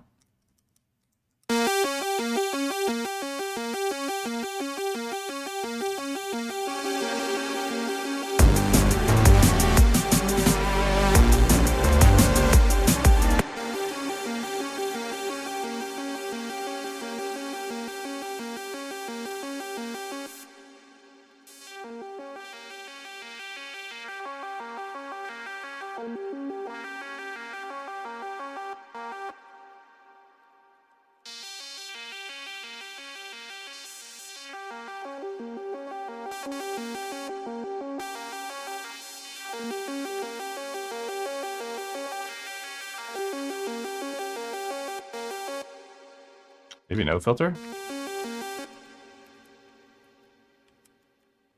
So I want it to be like... Let me listen to it really quick. I want to hear the melody. Let's mute this really.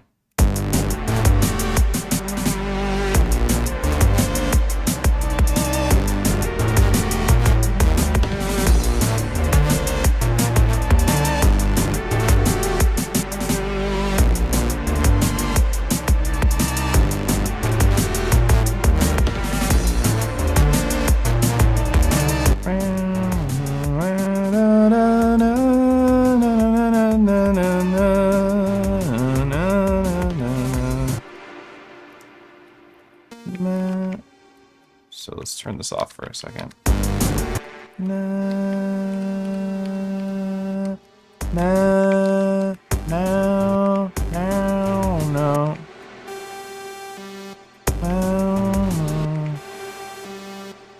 Is it?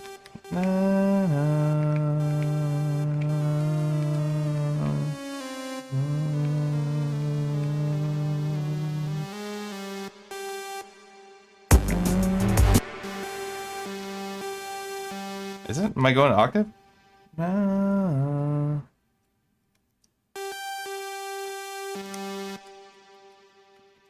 Gotta put a slide on that.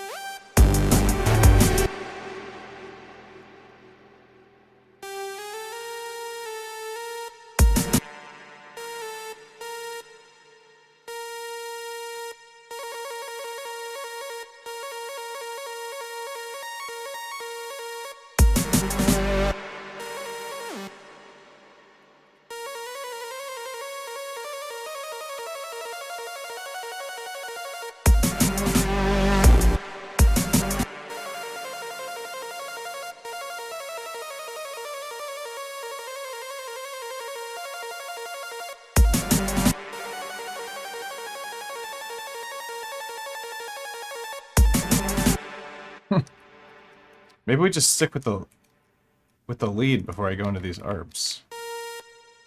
Just kind of slide it around. Also, give these vibrato.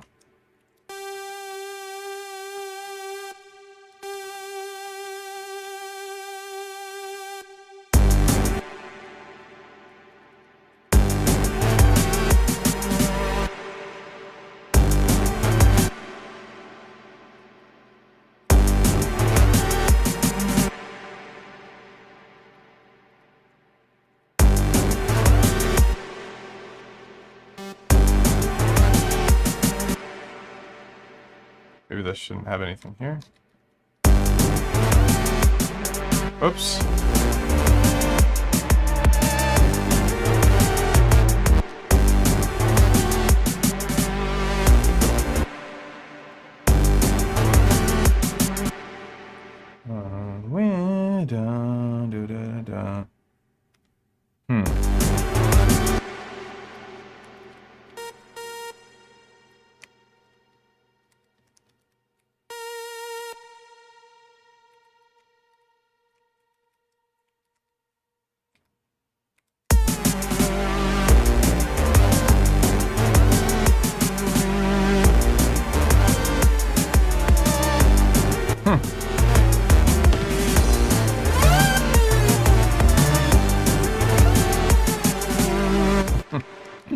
That's goofy. Maybe we put that like here.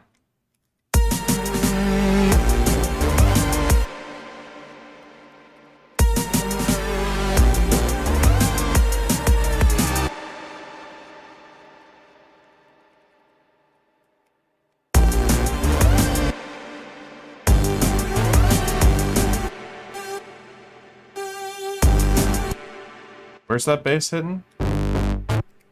0, 4, 8.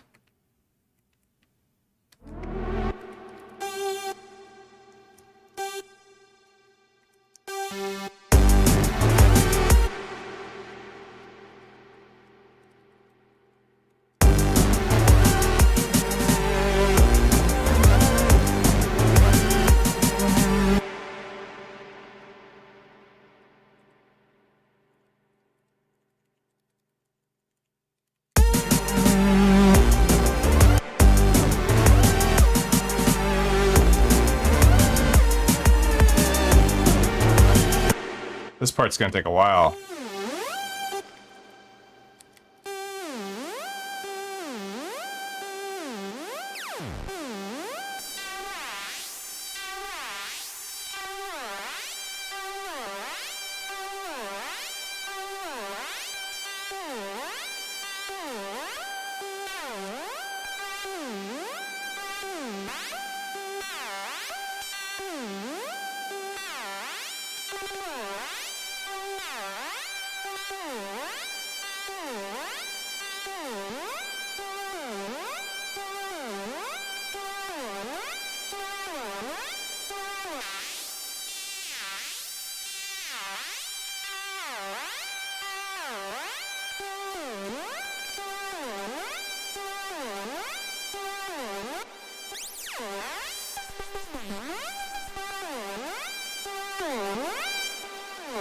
No.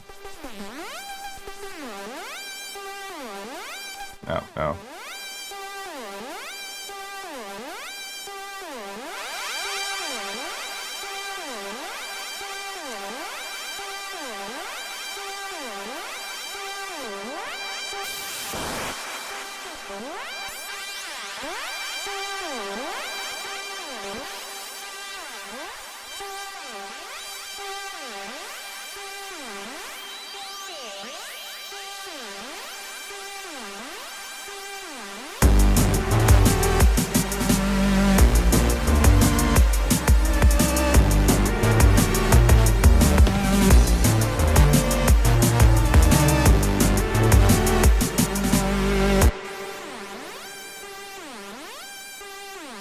Wait, the filter's not even on.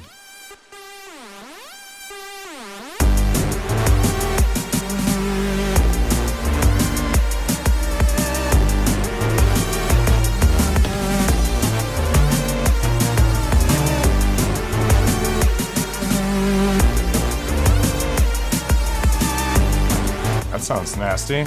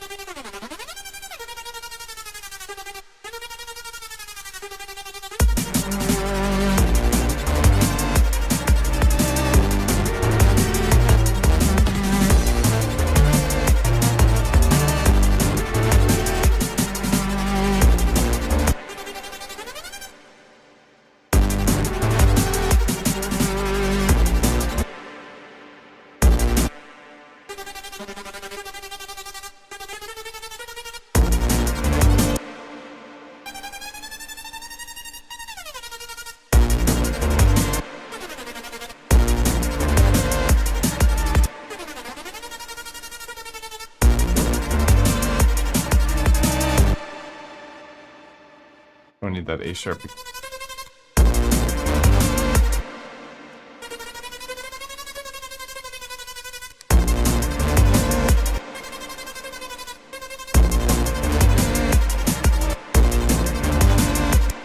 What is that?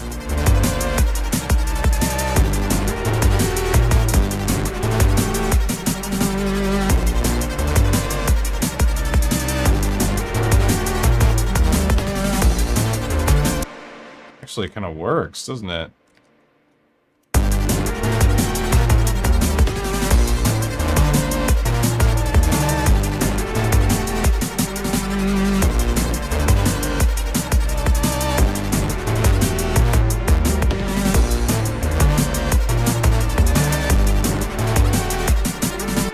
What if?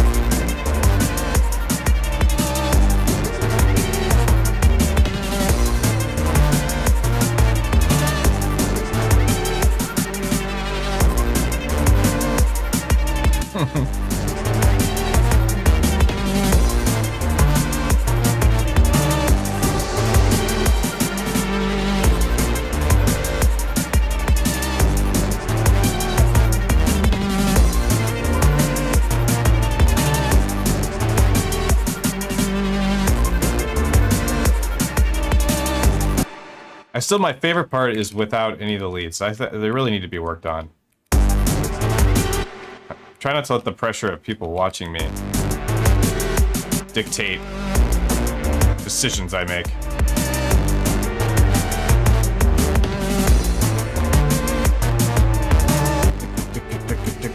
I like when I hear like double time drums here.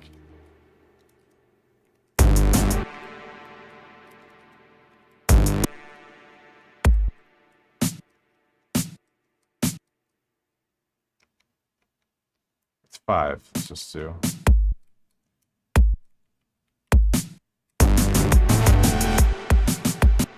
No, it's supposed to be.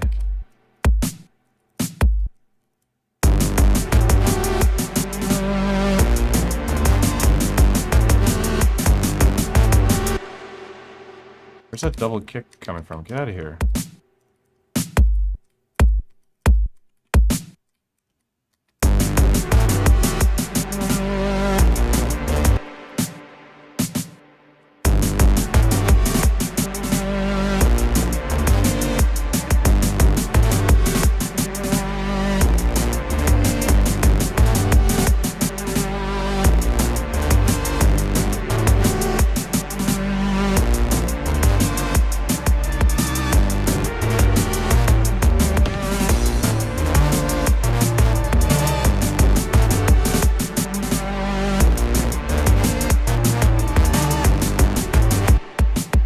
Is it the hats that are making that sound weird?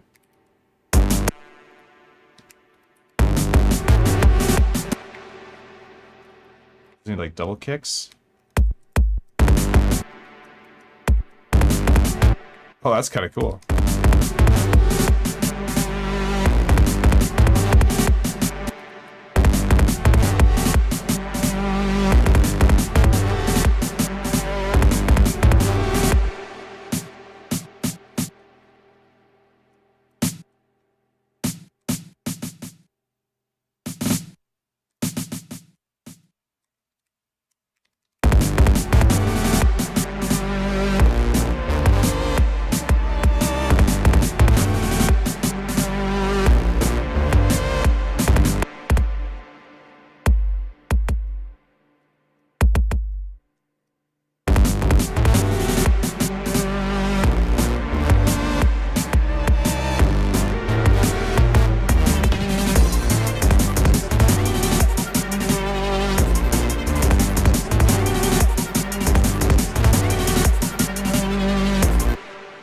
Where's that?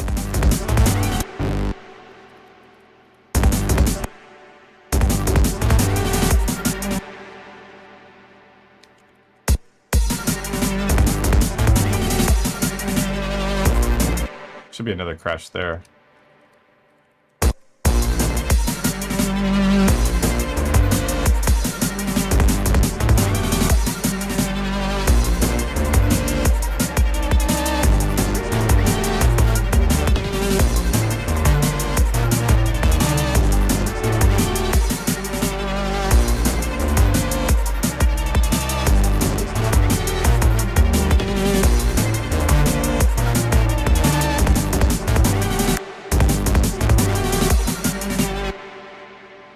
I hate that now.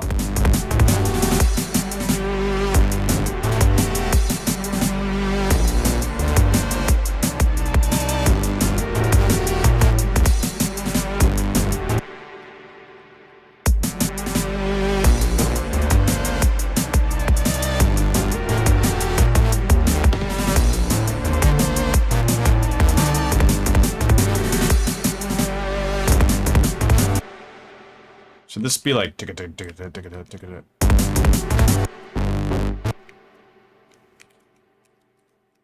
Whoops, clone that, then clone that.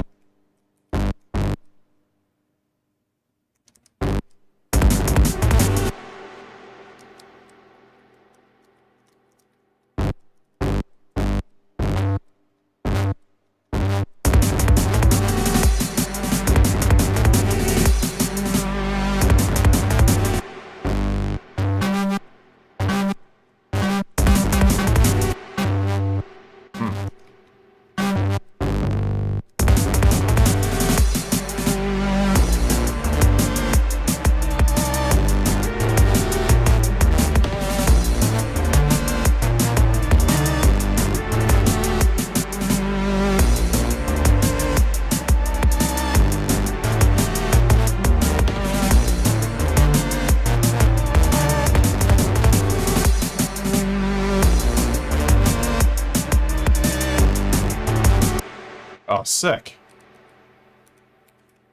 Okay, this is starting to come together.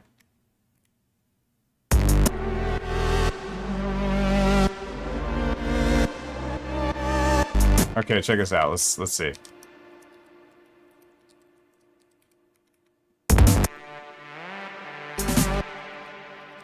Let's try that.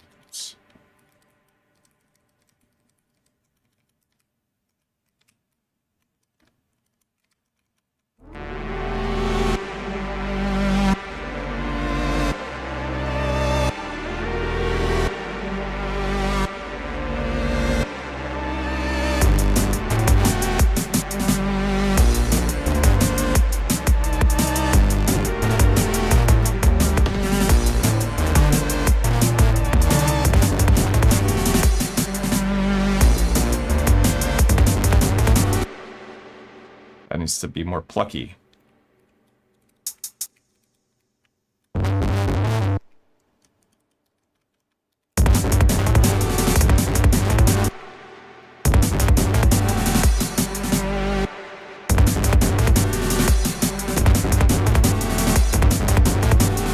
Maybe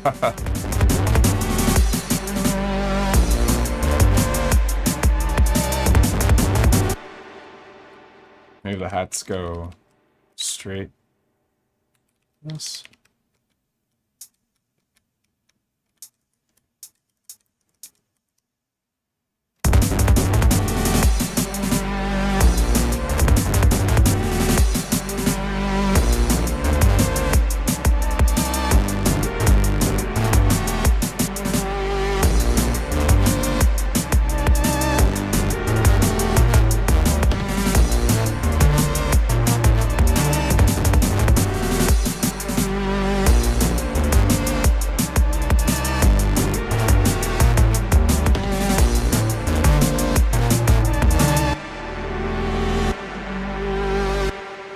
Oh. What? Oh, I have an idea.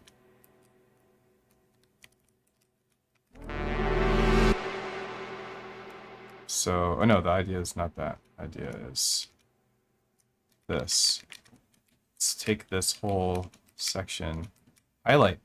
Jesus Christ. And clone, deep clone, clone, deep clone, clone, deep clone, clone, deep clone. And let's just put zeros in here.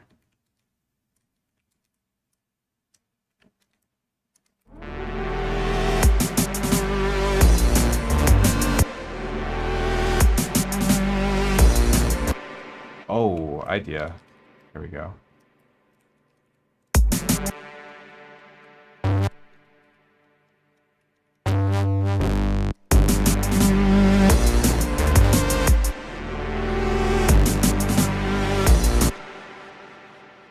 Does work.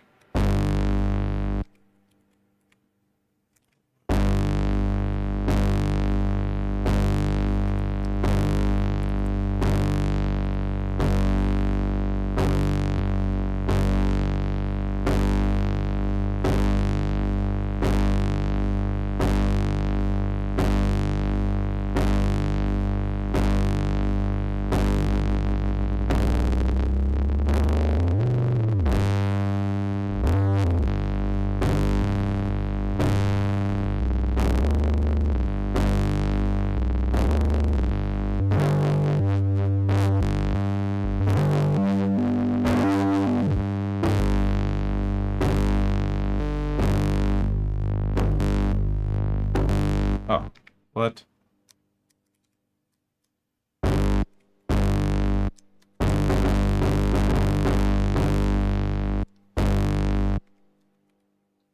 Is that modded?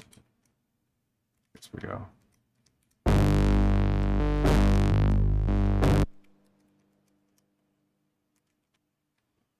We assign this is ratio to 3.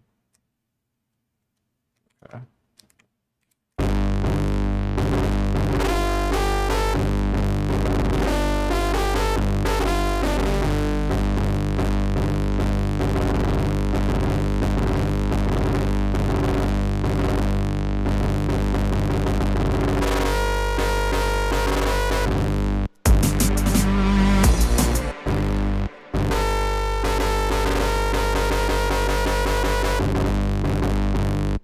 What's going on there?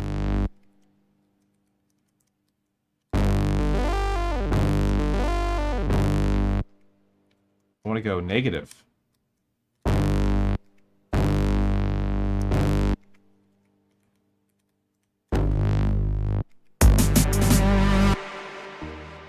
Fine. So let's do it a different way. Clone the instrument and do that, and then we'll go back and make it the way it was.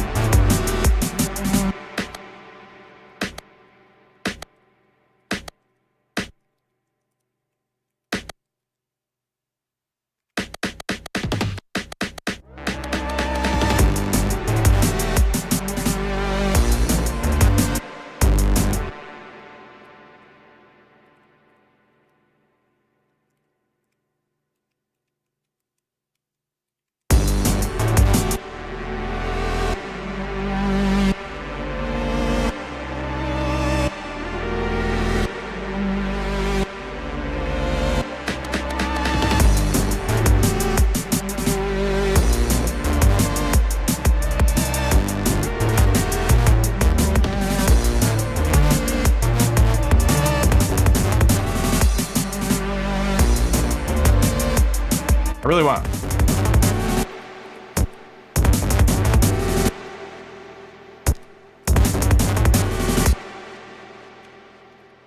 What do I do here? Is it this that's causing that to...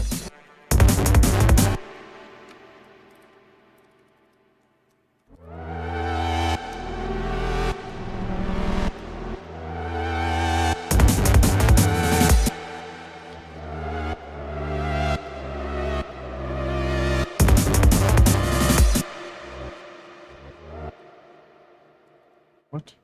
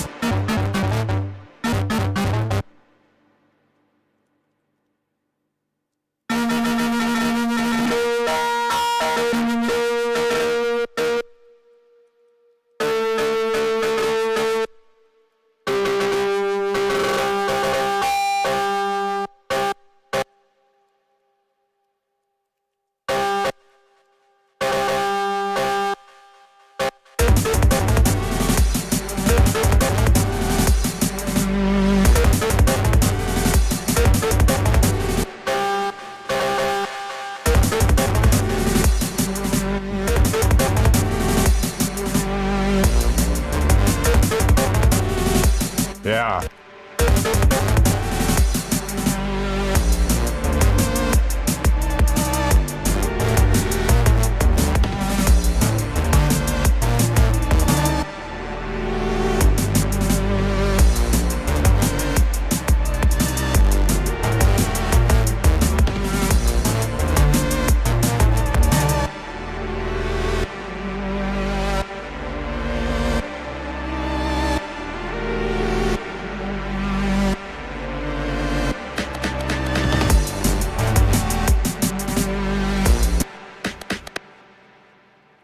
Use the pitch command on this.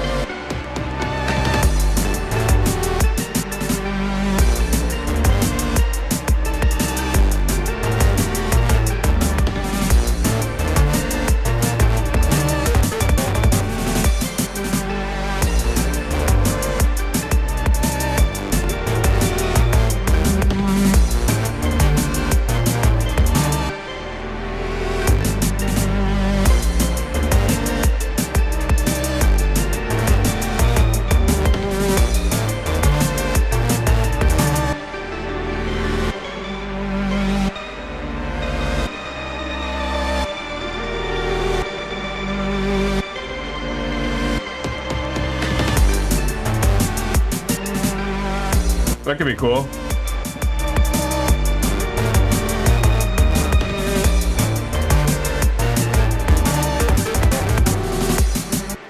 Yeah, push sounds could be nice in this. We need the bass line to change, besides this part.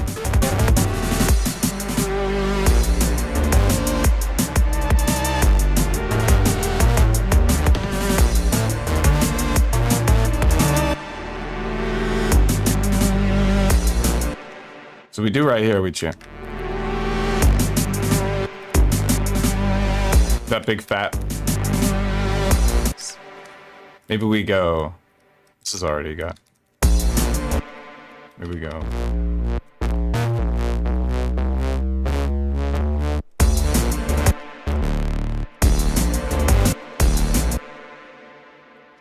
Let's just see what happens.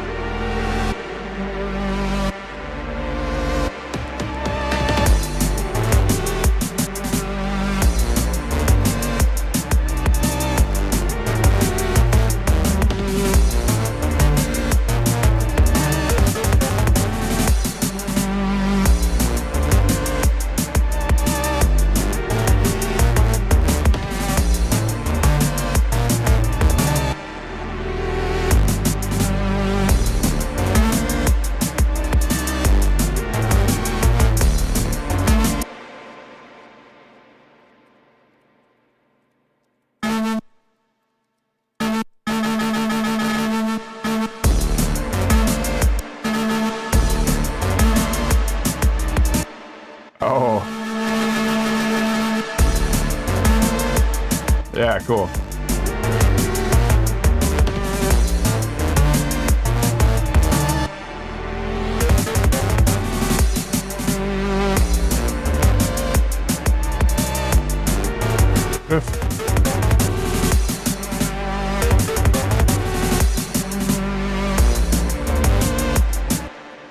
What if we kind of just steal that whole motif there, that and just keep hammering that?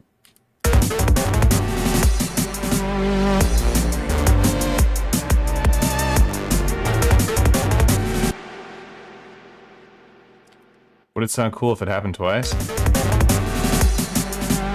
Dun, dun, dun, dun, dun, dun. I think it would. So what if we took this? We'll just do a deep clone because we can, just to be safe. Copy. Copy. And we'll go to the baseline. We'll do another deep clone also, just to be safe. Copy. And we'll go.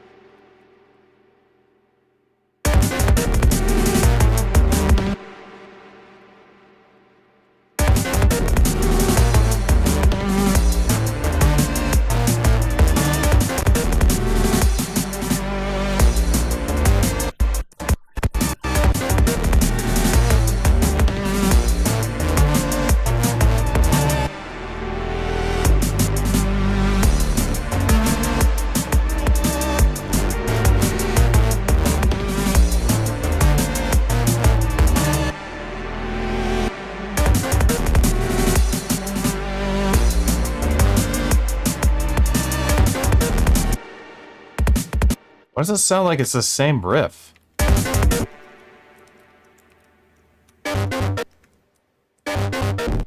What did I do?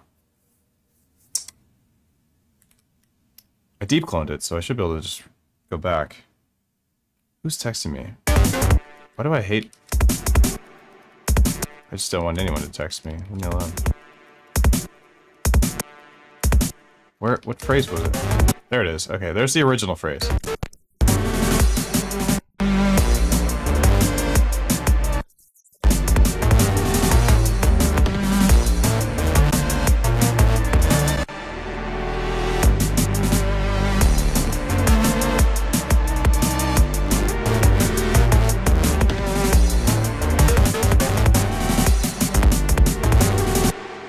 Okay, now we're gonna go program that freaking bass line again. We're gonna copy this one and adjust it.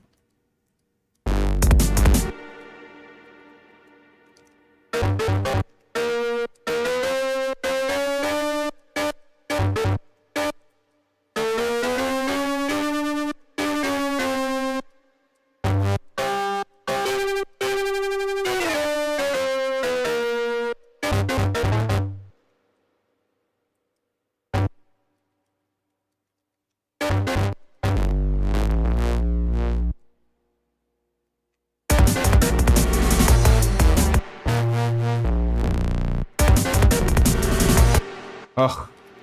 Give me that chorus again.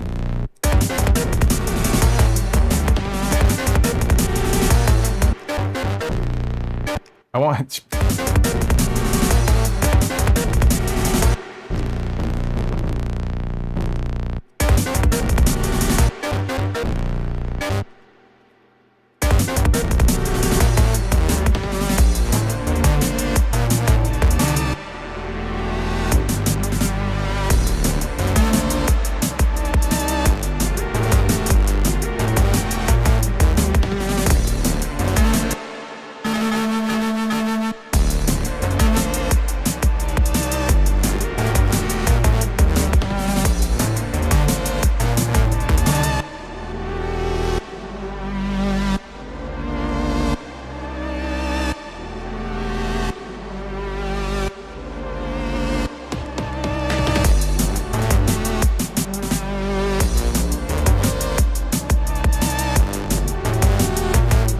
I'm muting this one, this track.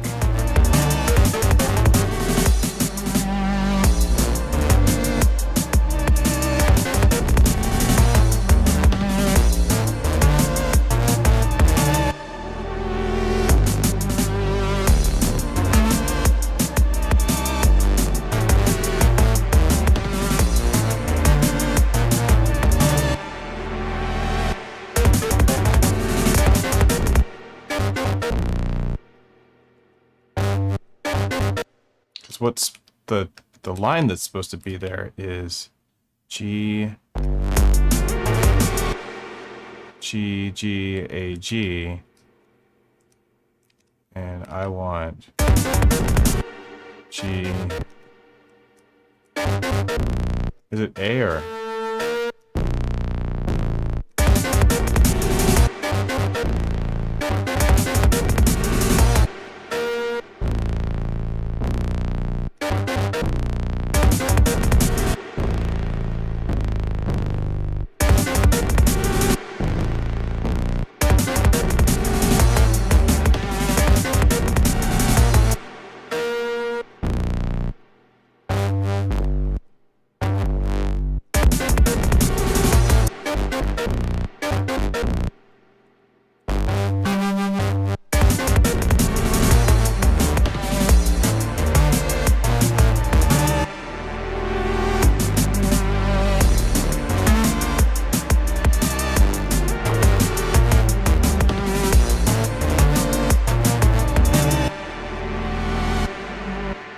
What am I doing?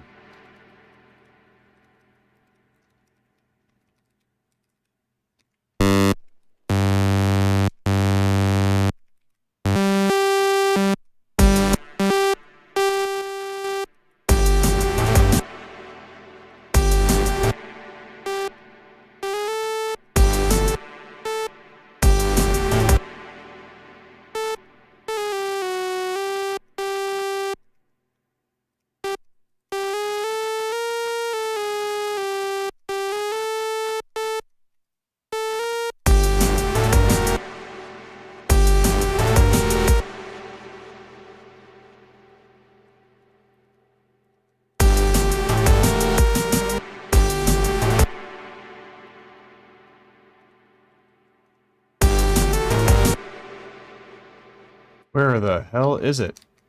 Da, da, da, da, da, da, da.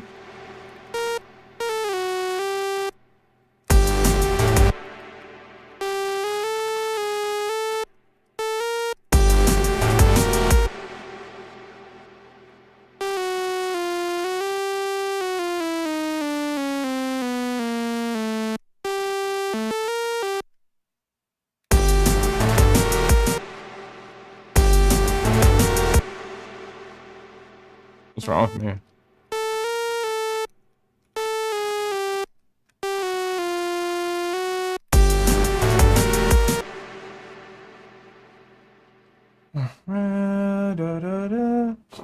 What? Why can't I figure this out? Is it supposed to start on 6? Is that why?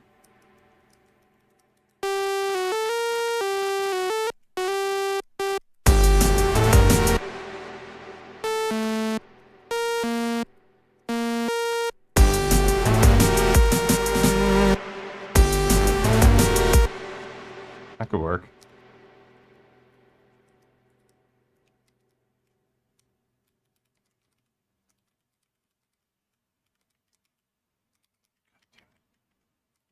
Vibrato.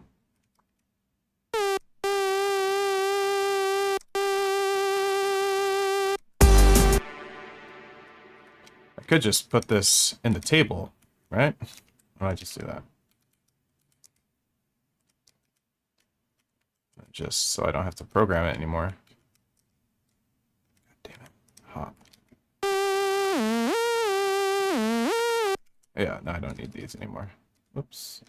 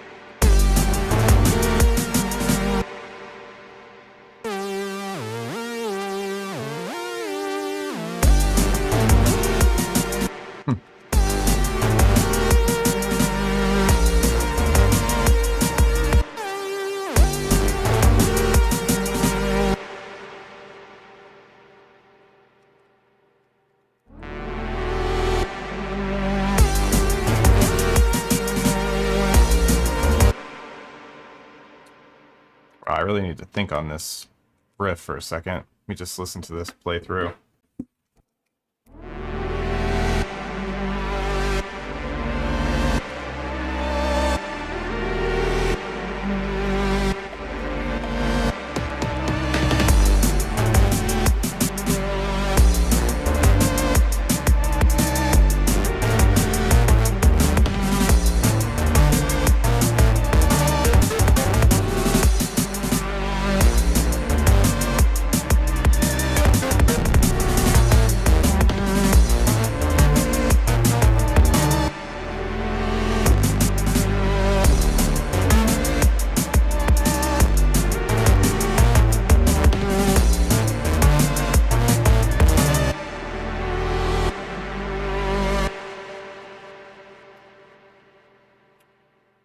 Huh.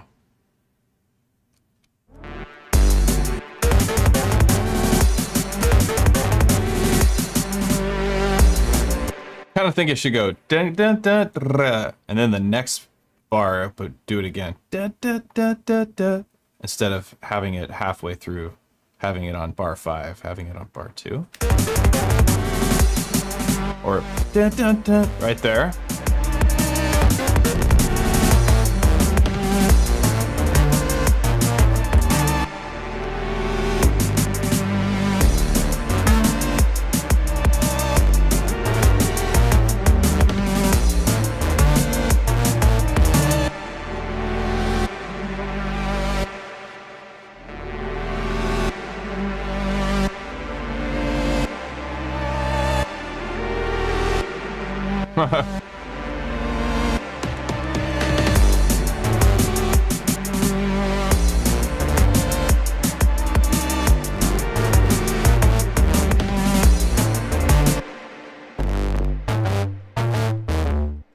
Maybe this first one shouldn't have such a complex bass line.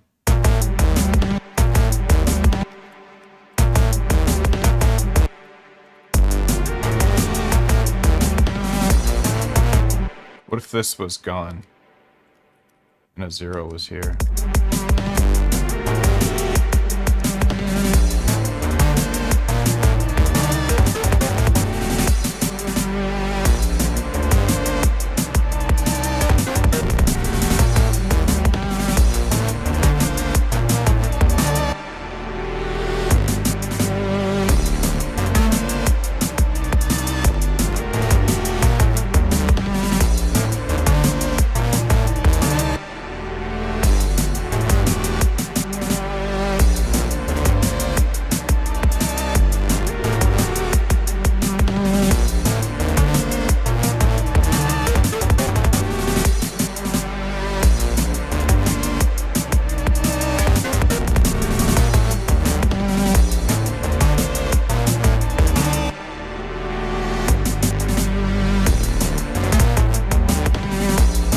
Yeah, that works.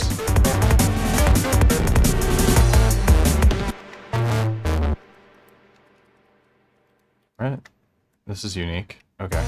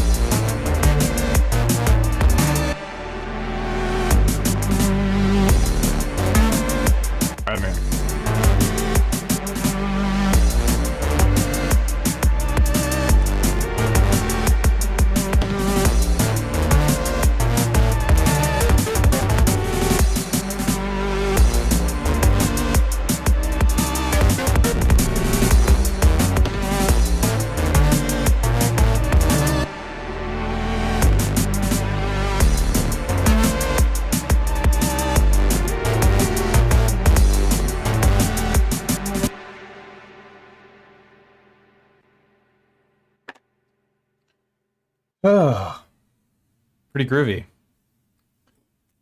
Wow, 2 hours and 36 minutes I've been making this one. Hopefully I get to use it on some sort of project so that it doesn't go to the abyss. But you can always play a show with it.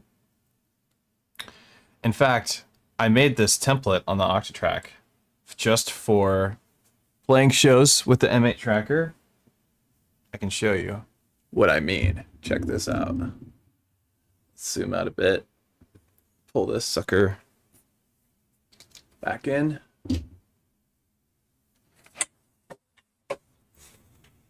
Before we go, got some lights. We got lights everywhere.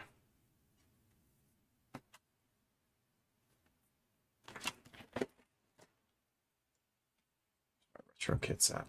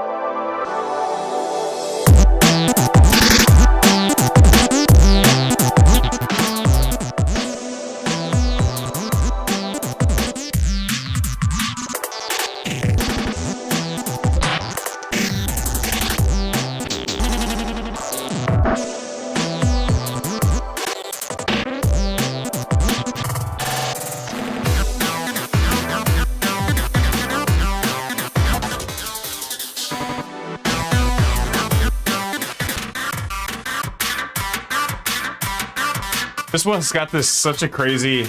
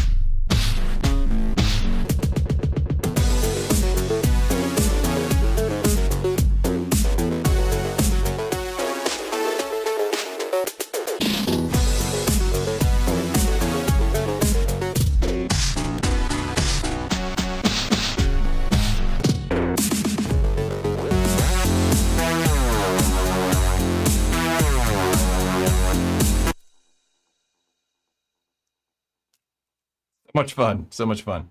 All right, we took a look at some of the features on the new firmware, but it's not out. It's a beta firmware, so we checked out the stuff that interested me the most. We didn't go over the whole firmware or anything, so I'm sorry if that was what you were after. But check out the stream on the Dirtywave YouTube channel. Everything you need to know. It's very long, but everything you need to know. And thanks again to our sponsor, Hammer of War. Go to hammerofwar.com or hammerofwar.us and check out some Warhammer stuff, D&D, vintage, collectible, signed, really rare books. Super cool. That's going to be it for me today. Thanks everybody for hanging out. We're checking out the M8 tracker, writing some music together, writing some dark stuff, taking advantage of the new error command, which is like a vintage knob on the M8 tracker for the synth engines. And it was good. It was cool. I hope that this was informative and you can kind of see how you can or write music, not release, I'm reading the stream, write music on the MA Tracker. If you like these kind of streams and you want to see this continue, because this requires a lot of time and energy to learn these devices and then have the video stuff look nice and presentable, you can visit patreon.com/EZBOT if you want to support this channel. Alternatively, you can just visit modbang.com and see if there's anything in my cool electronic music store that you'd like to pick up. Leave some comments and stuff like that in the description if you'd like. If you're interested in private lessons, that's ezbot.live. And thanks everybody for hanging out. I'll see you next Tuesday and look forward to more tutorials and videos to come later in the next coming weeks. Take it sleazy.